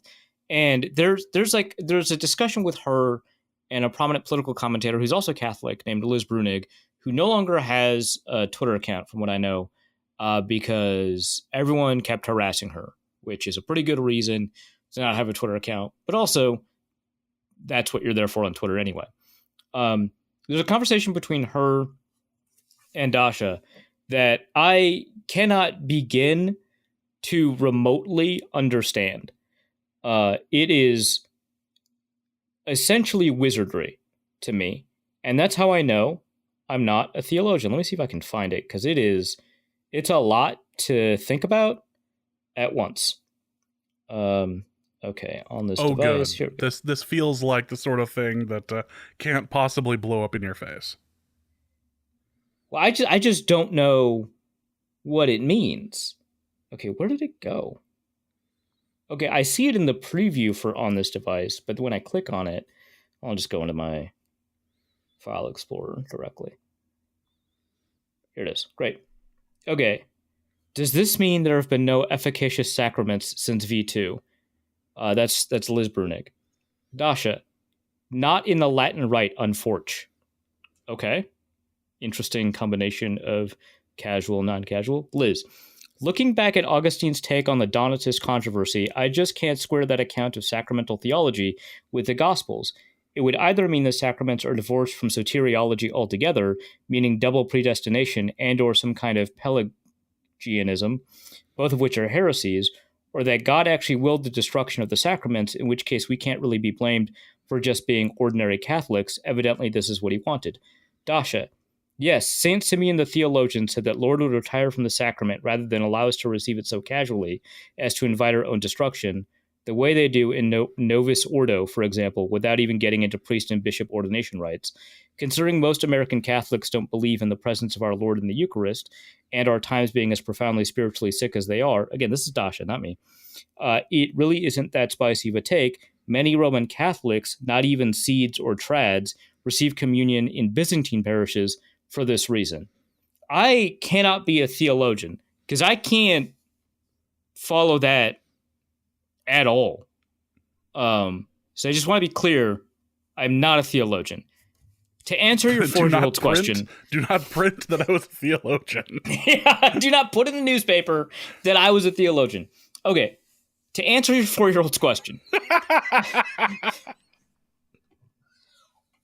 The word extinct, and I'm going to put this in words that a 4-year-old probably cannot follow, but that's where we are. The word extinct would suggest, I've already lost the 4-year-old, would suggest that it can no longer continue to exist. The dinosaurs are extinct, which means there can no longer be dinosaurs. You, the 4-year-old, could not have been extinct because you're here now. So that means that you weren't extinct then. But also, extinct refers to, again, I've already lost the 4-year-old. Extinct refers to like a whole species, like a whole population.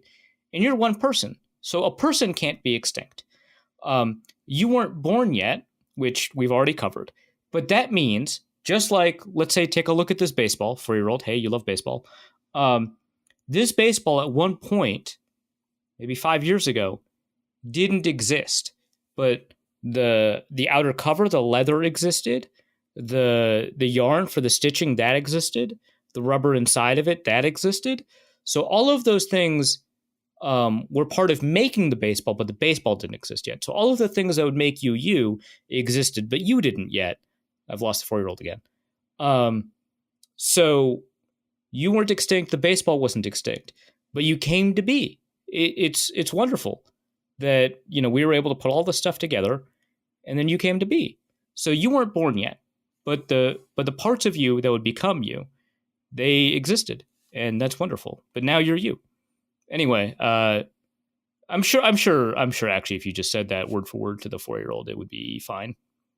This sounded like the start of one of those children's sermons that you see. Like, you got the youth pastor who flips the chair around. I was talking to the kids. This is once again an attempt at you dipping your toes into the world of providing youth sermons. So. Again, I don't like kids. I like that. That's got to be pretty clear at this point. That's why you all gave me a parenting corner.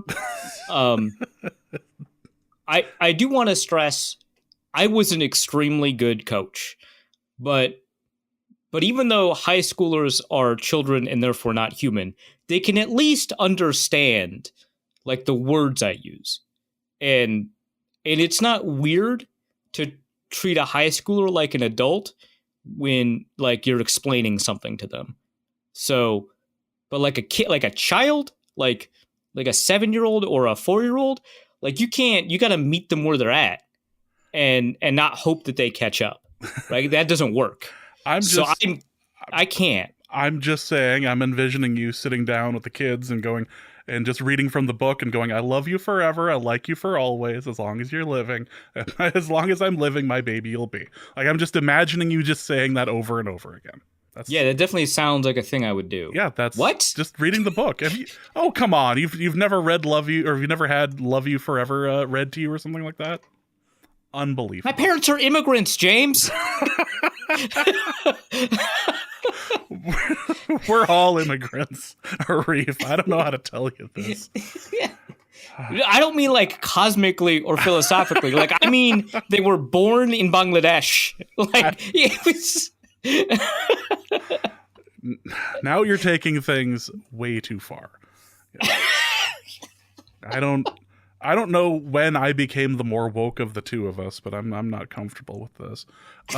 Let's go to Patrick, who asks, on a scale of absurd to ridiculous, how do you rate the Norse Code Fantasy Football Hell Leagues? I love them more than my child. More than my child, I love them. Well, okay, but you made your child a cannibal. Like, it's very clear that you that's can't. A stepchild that I do not have access to anymore. That doesn't work like that. I love my son very much. No, the fantasy football leagues are amazing, and everyone should sign up for them, please. It will change your opinion on fantasy forever. You'll never be able to watch it. You'll never be able to watch a kicker kick again without like twitching. It's fantastic. Yeah, occasionally games will cut away from like the extra point, and not often, but occasionally they will, and you'll be like, "Hey, whoa, whoa, whoa, whoa, whoa, whoa, whoa, whoa! Yep. He's about to kick." Arif's been sitting next to me at a game, and I'm focused. I'm locked in. I've got to see what he's going to end up doing here, because this is going to have implications. Let's go to Deez, who asks, if you were to kill a bear a decade ago, where would you toss it, and would you decide to bring it up during your bid for U.S. president? Okay, so in a surprisingly not J.D. Vance story, RFK Jr.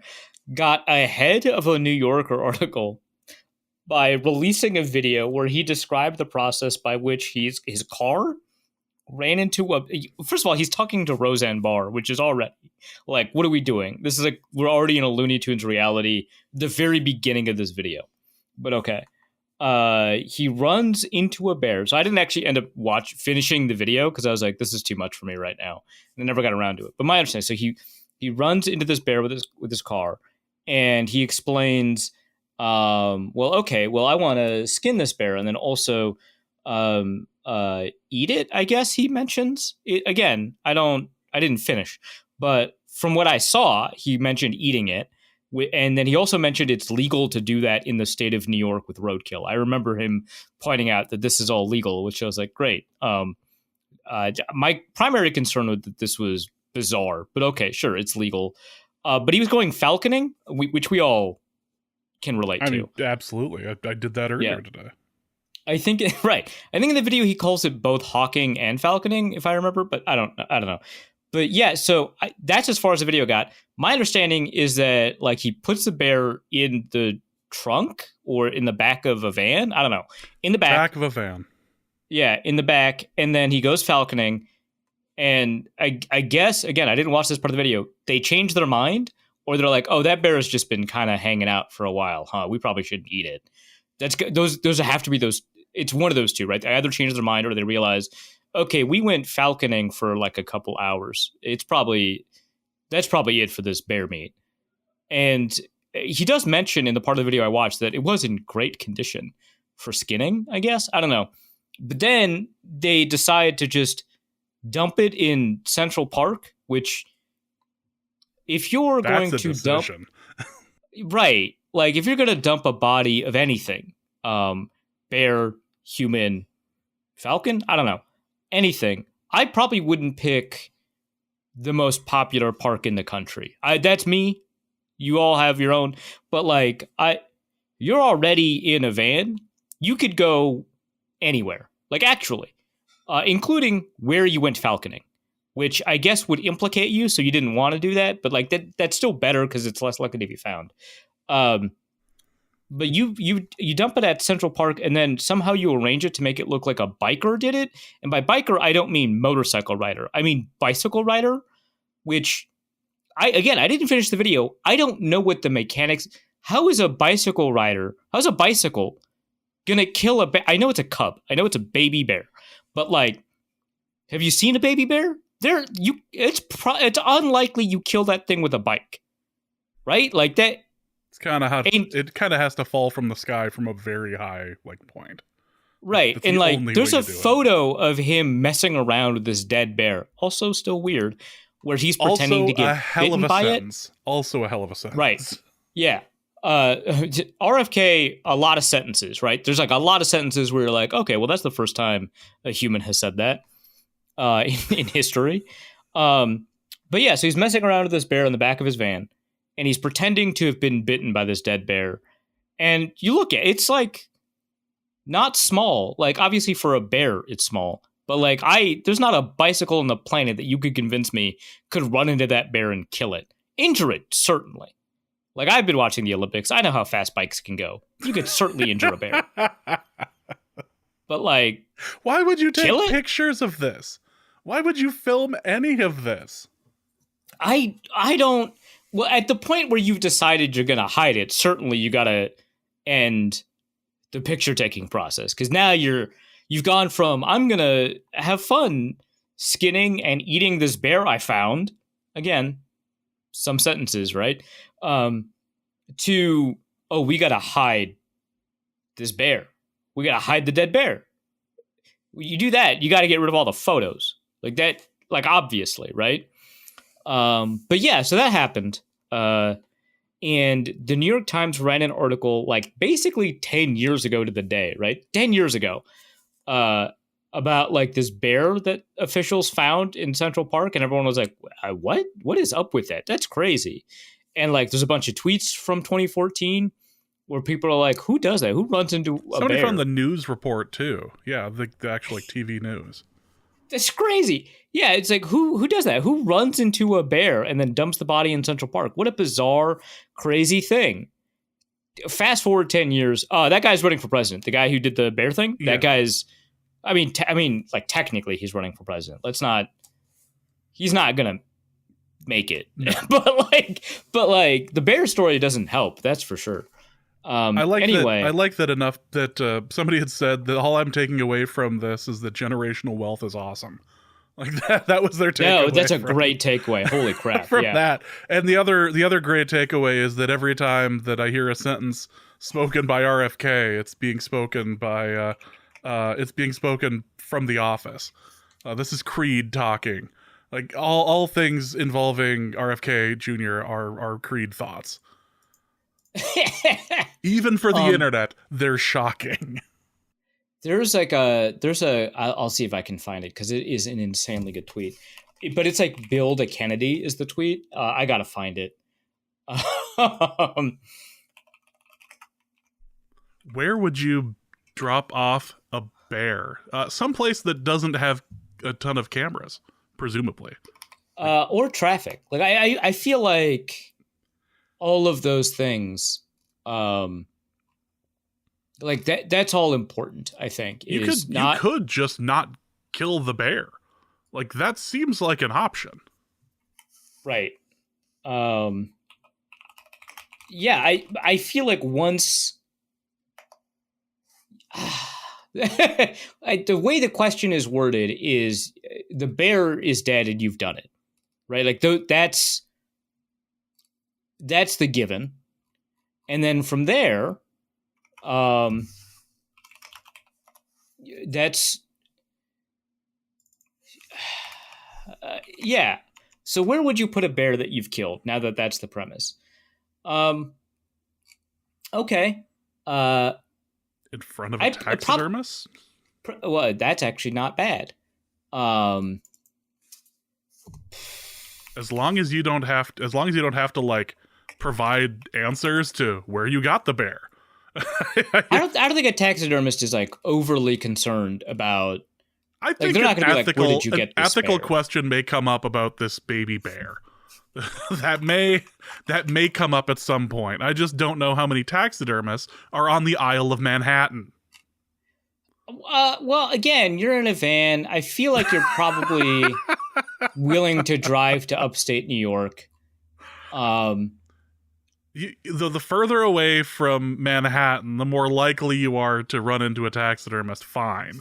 But just the fact that you had this and were in a position to dump this out in Manhattan makes me think that this is an Always Sunny sort of situation. This isn't like... No, there's nothing else. This is an Always Sunny plot. I mean, how confident are you in that?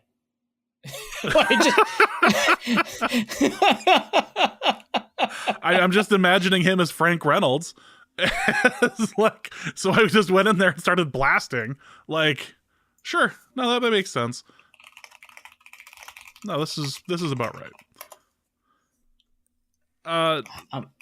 I don't know. If you were to kill a bear a decade ago, where would you toss it?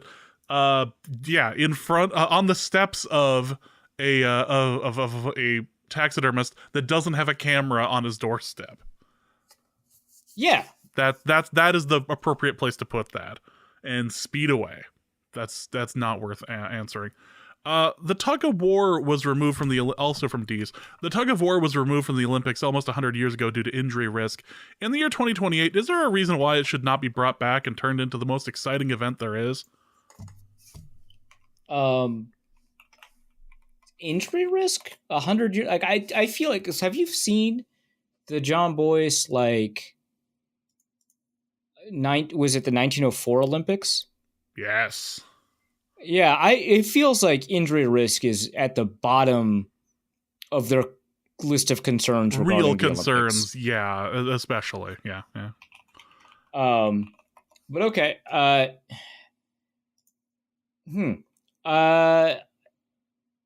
It would be. I just feel like, how would you construct a league? Like, you'd have to have a tug of war league, right? And then that becomes the federation, which then you make an international federation. So that becomes the international body that the IOC chooses to determine the rules and the qualifications to make the Olympics, right? So you would need a tug of war league. And I guess my concern is that we've all seen Squid Game now, and I just feel like a lot of tug of war will now be built on that as opposed to the classic tug of war. But I mean, other than like the idea that there is a pit of death underneath, you get rid of that idea. I feel like that'd be a ton of fun. You can enter the Olympics in like multiple events, right? Like, obviously, yes, like swimmers enter multiple swimming events, but I just mean like as multiple total events. If you qualify through the process, yes. Yeah. So you could be both a biathlete and like a ski jumper or whatever. Right? Well, those are two separate Olympics, but yes. No, biathlete is also winter. Oh, my bad. Shooting and skiing, yeah. Yeah, okay. So it's probably a lot of weightlifters, I would imagine, right? You would have to imagine. Like, the widest people you've ever seen. Not whitest, widest. Yeah, widest, yeah. You've ever seen. Okay, well then, yeah, sure, cool. Yeah, bring it back. That cannot be more injurious than, to pick one at random, ski jumping. that's a pretty dangerous one, right? Like, I feel like you're encouraging a lot of people. They jump like 250 meters, man, which is even more yards than meters. I can't do the conversion in my head. 300 yards? That's a lot. That's a lot. That's huge. Well, it's a lot more dangerous. There's a lot more dangerous. We have shooting. Shooting is just a sport. You just shoot things now. Yeah. So a bunch of people were like, okay, the United States is not good at shooting because they placed dead last in the pistol competition. But it turns out the other kinds of shooting, the United States still rules at. They did great at skeet. I think they got gold in men's skeet. I don't know how they did in women's. Maybe they got gold there too. And then also in archery, they won the gold in like mixed doubles or whatever. So they're great at shooting stuff. It's the pistol is just not injurious enough a weapon for Americans to be interested, I think is what happened here. Yeah, it's just odd that America was just not as good at shooting as one would have expected. But yeah, just the pistol. That's all. But the rest they nailed. NFL Leftist asks, which Olympic event would Arif succeed the most, and which event would you be the worst at? Okay, so obviously this is like relative to Olympic competition, right? You're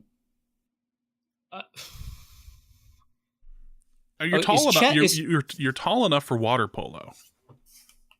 Yeah, I'm very tall. That's a good point. So that's probably there. Chess is an Olympic sport, right? That happened. They agreed to that. Maybe not. I cannot remember. I'm literally checking right now. Okay, I don't believe, but the Olympics has a website not approved for the Olympics. Okay, they did an esports series, which feels kind of stupid if I'm being really honest. Not that like chess is like less real if you play it online. I just feel like part of the whole experience of the Olympics is like getting to go to France. You know what I mean? I'll just look at this list of Olympic games. Okay, so obviously when you watch handball, these guys are incredible athletes, but it feels like a fake sport still to me. Like when they walk up the court and they don't have to do anything, they don't have to dribble. It's just a ball in their hand. They just get to walk up the court. That feels kind of stupid. I could do that part pretty easily, I think. They're all pretty tall and have long limbs, so that seems to be a pretty important element of the sport. And of course, again, I am tall. But if I weren't tall, hypothetically, that'd be a really difficult sport for me because I don't have the athleticism. And if chess is not a sport, shooting, I could do as well as the Americans did in pistol. That's my baseline. So I could probably do that. I'm gonna remove myself from triathlon and sprinting, despite the fact that I played corner. I understand everyone thinks I could be a good sprinter, but I don't think that I could. They're elite athletes, they're incredible. Did you see the 100 meter? I couldn't put myself in that situation. The two I'm thinking about for you are trampoline. Oh, okay, I like that. And taekwondo. I think you in taekwondo would be entertaining. I think that would be good. I did do taekwondo. You know that. Norse Code listeners, I did do taekwondo, and I got up to red belt, which is pretty high. Sure, that's probably. I did do a little bit of judo as well. So those are probably the two that I'm relatively good at. In swimming, my best stroke was the breaststroke, and that's not like a joke. That actually was my best, and I was relatively good against my peers at that. And my swimming instructor would use my breaststroke as an instructive example on how to do it. And because of it, I was able to get junior lifeguard certification. Like I was pretty good at it. I was not that great at the backstroke. I was okay in freestyle. I was awful at fly, even though the top half is the same as the breaststroke, but I just couldn't do the dolphin kick. I just couldn't do it. So probably the breaststroke is up there. But yeah, taekwondo. The worst might be fencing. Like I feel like without corruption helping me, watch the Pablo finds out episode on that. I'm going nowhere fencing wise. Like at least with like sprinting, there's not like a zero score. Like you'll get to finish unless you get disqualified from like jumping too early or you get hurt or something, which I guess is in the cards for me. But like with fencing, you could just score zero, right? And it's an individual sport, so like a lot of the team sports you can score zero. But in 3x3 basketball, I could just sit on the bench the whole time. 5x5 basketball, I could just sit on the bench the whole time. Even if I'm on the court, I could at least like see where other people are and attempt to pass them the ball, right? They could try to hide me. Fencing, you can't. I'm probably just boned there. I watched the gold medal. I haven't watched a ton of the Olympic stuff. I did watch the gold medal table tennis game, and that's wild. That's beyond anybody. That's the one that like gives me the most, because like I was pretty good at table tennis in middle school, and then I went to a table tennis thing, and I was like, nope, absolutely not. There's way too like I was like pretty good. Like I'd gotten to the elimination rounds of like a local tournament. I was like, oh my God, I could be pretty good at this. And then I saw like what like the good, just a grade above me, just like what the good table tennis. And I was like, oh, that's like a different, like I was like pretty good on two different grips. I thought I was like great at this. I could spin my serve. Like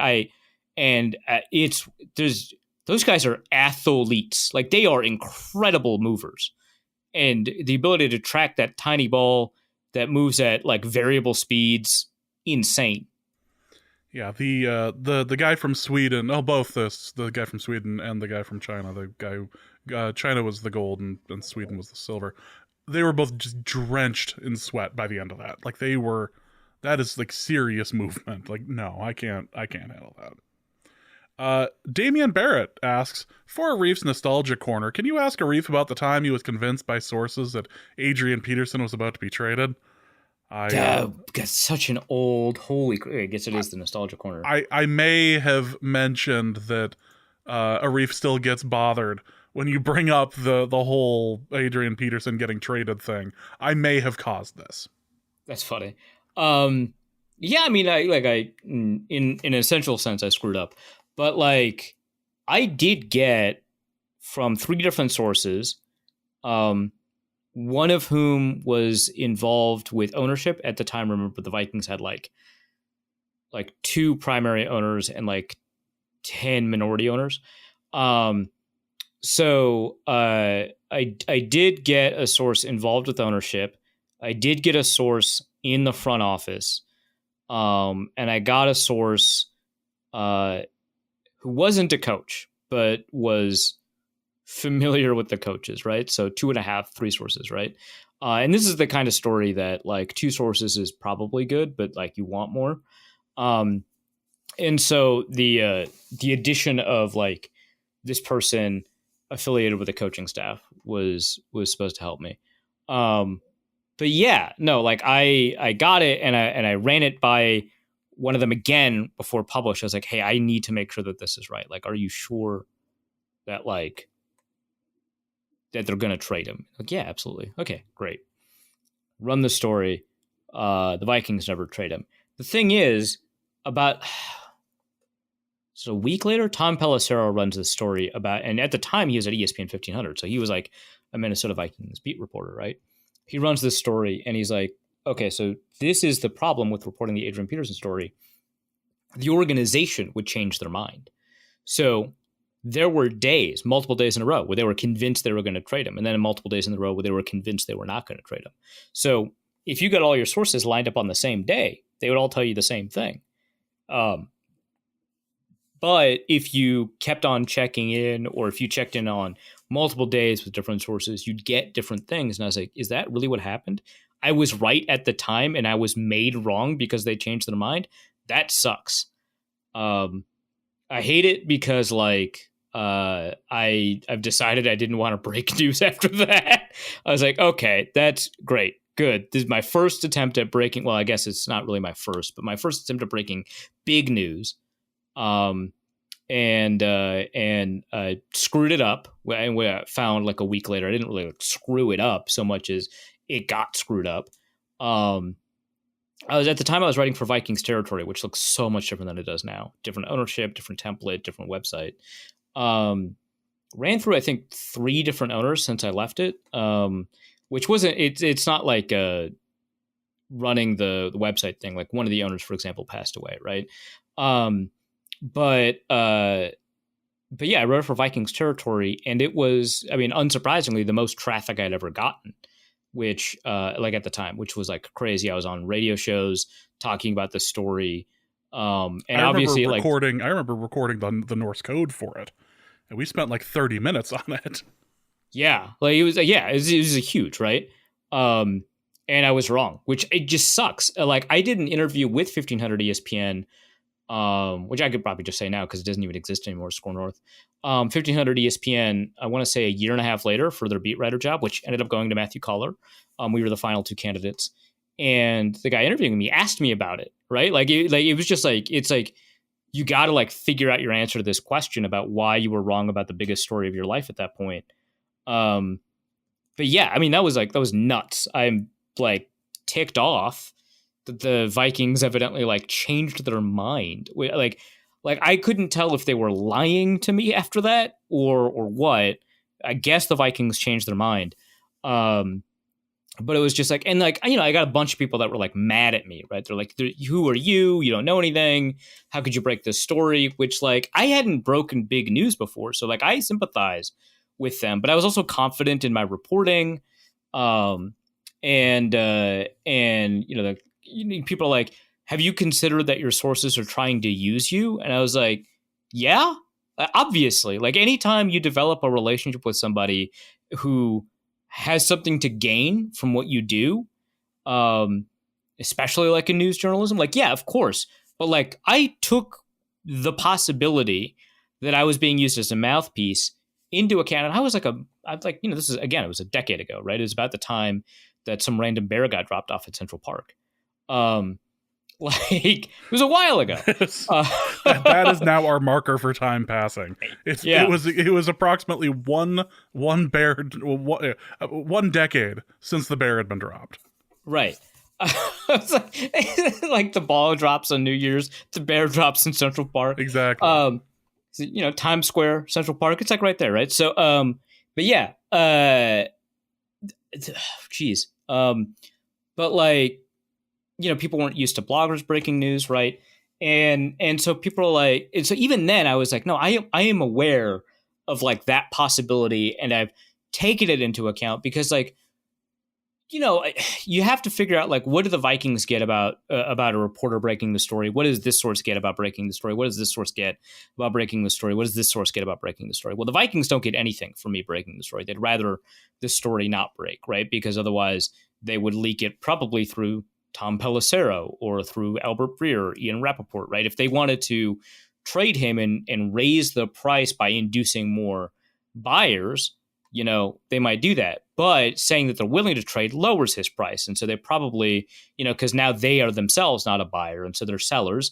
And, seeing their reluctance for it increases his price. So, they have to figure out if they want more teams to be interested or if they want themselves to seem interested. And at the time, they wanted themselves to seem interested. So they don't actually want to break the story. So why does ownership want to like break the story? Well, the Wilfs did. Like if the Wilfs were my source, I probably would have been even more confident about it, but I don't know why they would talk to me at that point.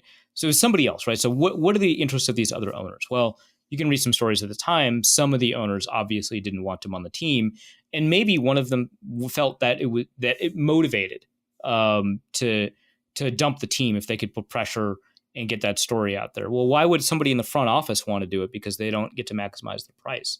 I considered that person's incentives, and they did not really have an incentive from a career perspective to tell me this. I'd actually developed a relationship with them before they were with the Vikings, so I think that was just we're friends basically. So that was kind of the reason. And then the person on the coaching staff, kind of a similar situation that they didn't, not even on the coaching staff, affiliated with the coaching staff, they wouldn't have gained anything from it. So it was more, I knew them and I had talked to them for a while. So I had considered the incentives at play and whether or not I was quote unquote being played. So I was really annoyed that people would tell me that I was getting played by the Vikings, because the Vikings don't want the story to break, because either they want to trade him, but they don't want people to know that they want to trade him so they could raise the price, or they don't want to trade him, in which case a story like that would tick him off, right? So so I don't know, but that sucked. That was kind of a pivotal moment in my career. Obviously, I've moved past that, but dang. Yeah, I may have partially been responsible for bringing that up in the Discord. I'd apologize, but here we are. Let's go to Skimbleshanks the Railway Cat, who asks, I'm hosting a bingo game tonight. What sort of traits does famed bingo aficionado James Pagashnik look for in his ideal bingo host? Good question. Boy. Well, as somebody who has called bingo, I am not, underline, not a bingo aficionado. I have called... Sounds like you are. I have called bingo before, and as such, I know what bingo participants are looking for. They're looking for somebody loud, they're looking for clarity, and they're looking for somebody who does what you're legally supposed to do, at least in the state of North Dakota, which is announcing both numbers in a way that you are supposed to. So, if you get 072, you have to say 072, 072.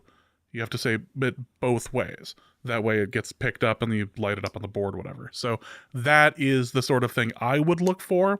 However, I do not look for bingo. The depth of expertise that you're demonstrating here would suggest that you are a bingo aficionado. No, just because I have called it doesn't make me enjoy it. Well, and you've got a pretty strong opinion on what it takes to be good at calling it. Again, as somebody who has done it before, right. I can do it and not enjoy it. I don't know how to explain that outside of marriage terms to you, but that is something that is something that can absolutely exist. Why are you highlighting the word aficionado in the show notes? I don't know what you're talking about. I'm not. That is absolutely lit up. Unlight that up right now. Just go and fix the highlight on. Why? Do not make it bolder and bigger. You are not help. And now it's red. All right, I'm going to move on.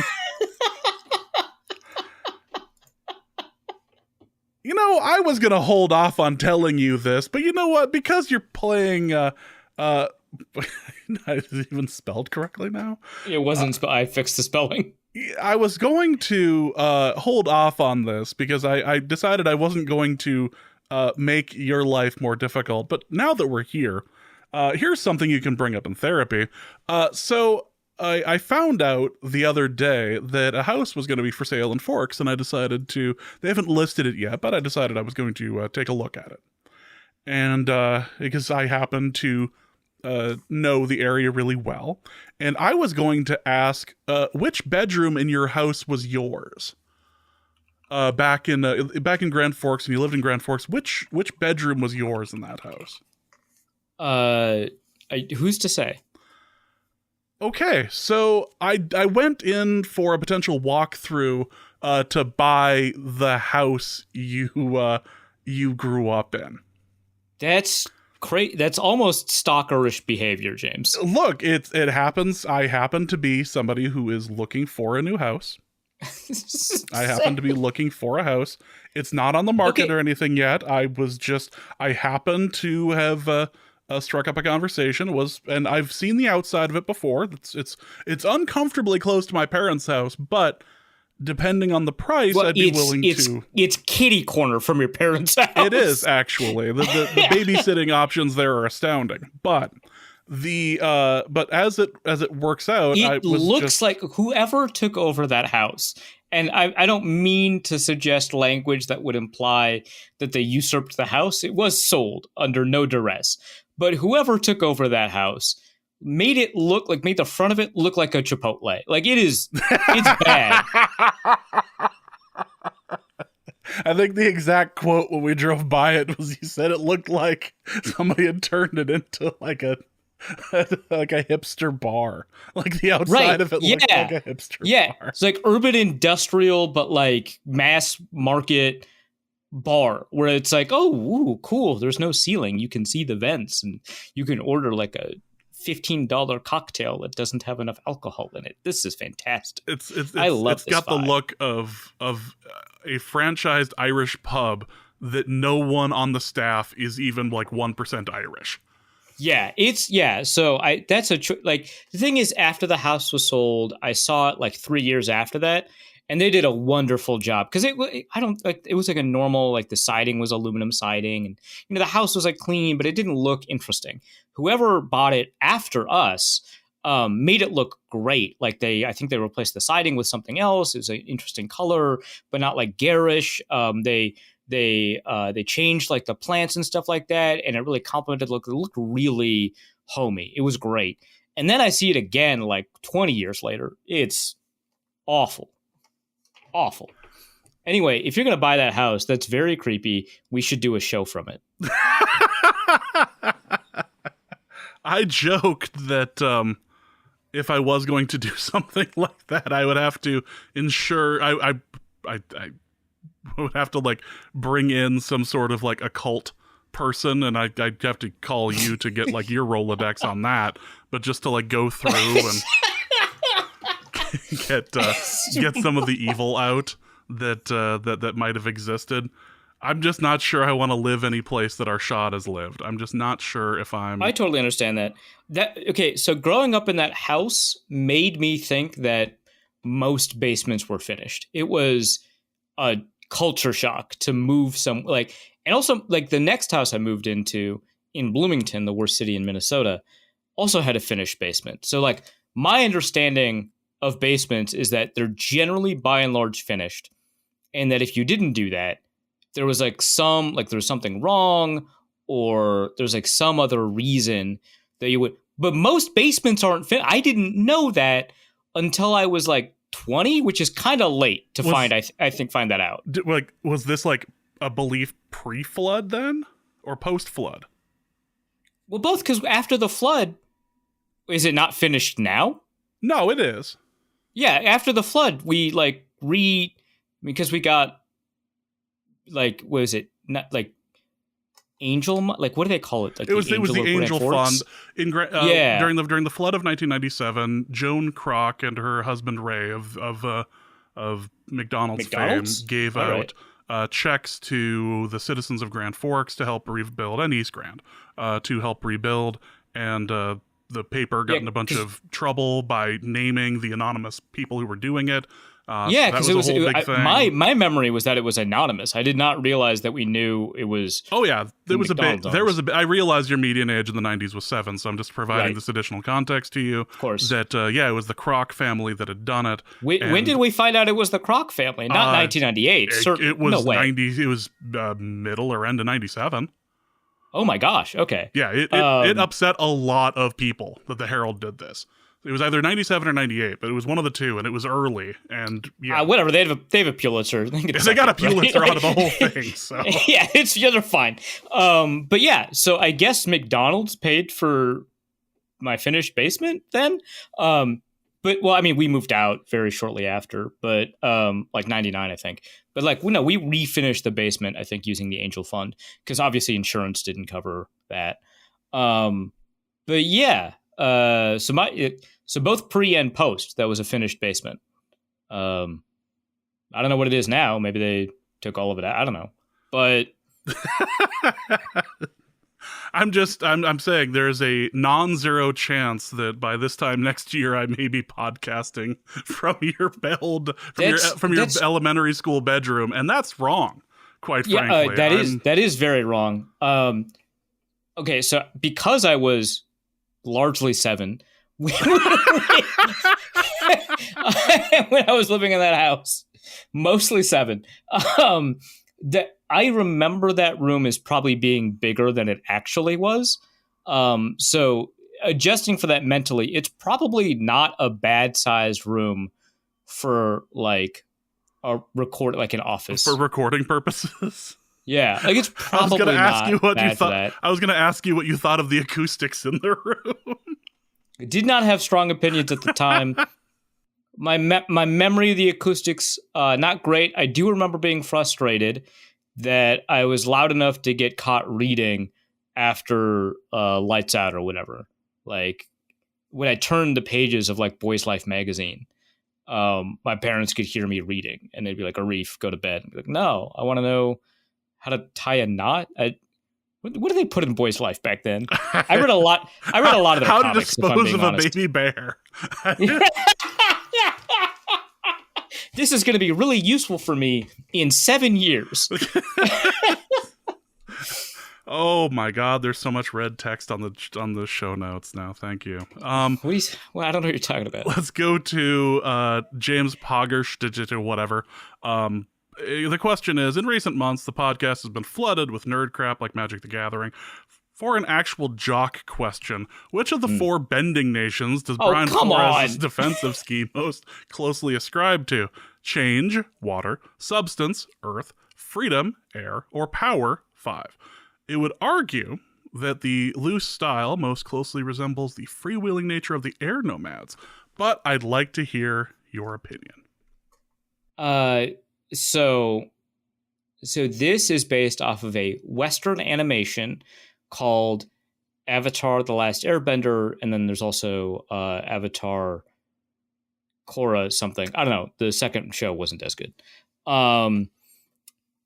Where they have essentially a magic system, which they don't call magic, but it's a magic system based off of the 4 elements: water, earth, air, fire. And the main character of The Last Airbender is Aang. It's Aang. Who was an air monk that was frozen for like 100 years or whatever. And he has to learn how to do... The thing about the avatars is that they can bend all 4 elements. Because it seems like in the show, you're born with bending ability or not, and the bending ability you're born with is contingent upon your lineage. So it seems to be genetic in some aspect, right? But the avatar is special, can bend all 4 abilities. And so over the course of the show, he learns how to bend the 3 other elements because he knows how to do air bending. And throughout the show, his struggles with bending are related to the fact that they're very different styles. And so as an air nomad, he's kind of like silly, very freewheeling, right? Which is, that's in the question. But like freedom, air, like it's very, the way that he fights involves a lot of like misdirection and essentially pranks, honestly. But he's like flying up into the air, which there's not a lot of 3-dimensional combat. Eventually there is in this universe, but like it seems interesting that's the case. And that kind of reflects his personality. I would argue that from a show perspective and a writing perspective, there wasn't enough done to kind of differentiate it from water, which, like it's mentioned here, is change, which change and freedom do sound a little bit different, but in practice, as a fighting style, they're very similar. But that one was based on Tai Chi. And I don't know what the Air Nomads fighting style was based off of, but like Earth was based off of like kind of a judo because you're always keeping your feet on the ground, and kind of taekwondo because there's like a lot of movement with your legs. But it like Earth is built off of like brute force, physical, whatever. And fire, that one, it seems to have been based off of like karate, and there's like a lot of punches and kicks at very high rates of speed. Like maybe kung fu actually is a little bit closer. What was like grappling in kung fu? I don't know. But the Flores defense likes to present itself as probably fire or earth, probably more fire than earth. But it is very malleable and changeable. And so from that, I would argue that it's probably water. Although, again, like I said, water and air in the show as fighting styles were not, I think, made very distinguishable from each other in terms of their philosophies. But I think kind of the take their energy and redirect it, kind of Tai Chi. I think there are elements of that, but it is meant to look like fire. Now, in the sequel series, Korra something, wish I remembered the name. Avatar Korra, whatever. they start combining these to produce like new elements, or there's like a deeper version of it. So like water bending can turn into blood bending, and fire bending can turn into, I guess, lightning. I think, which they do have in the original show a little bit, but it's like a lot more developed in the sequel, and stuff like that.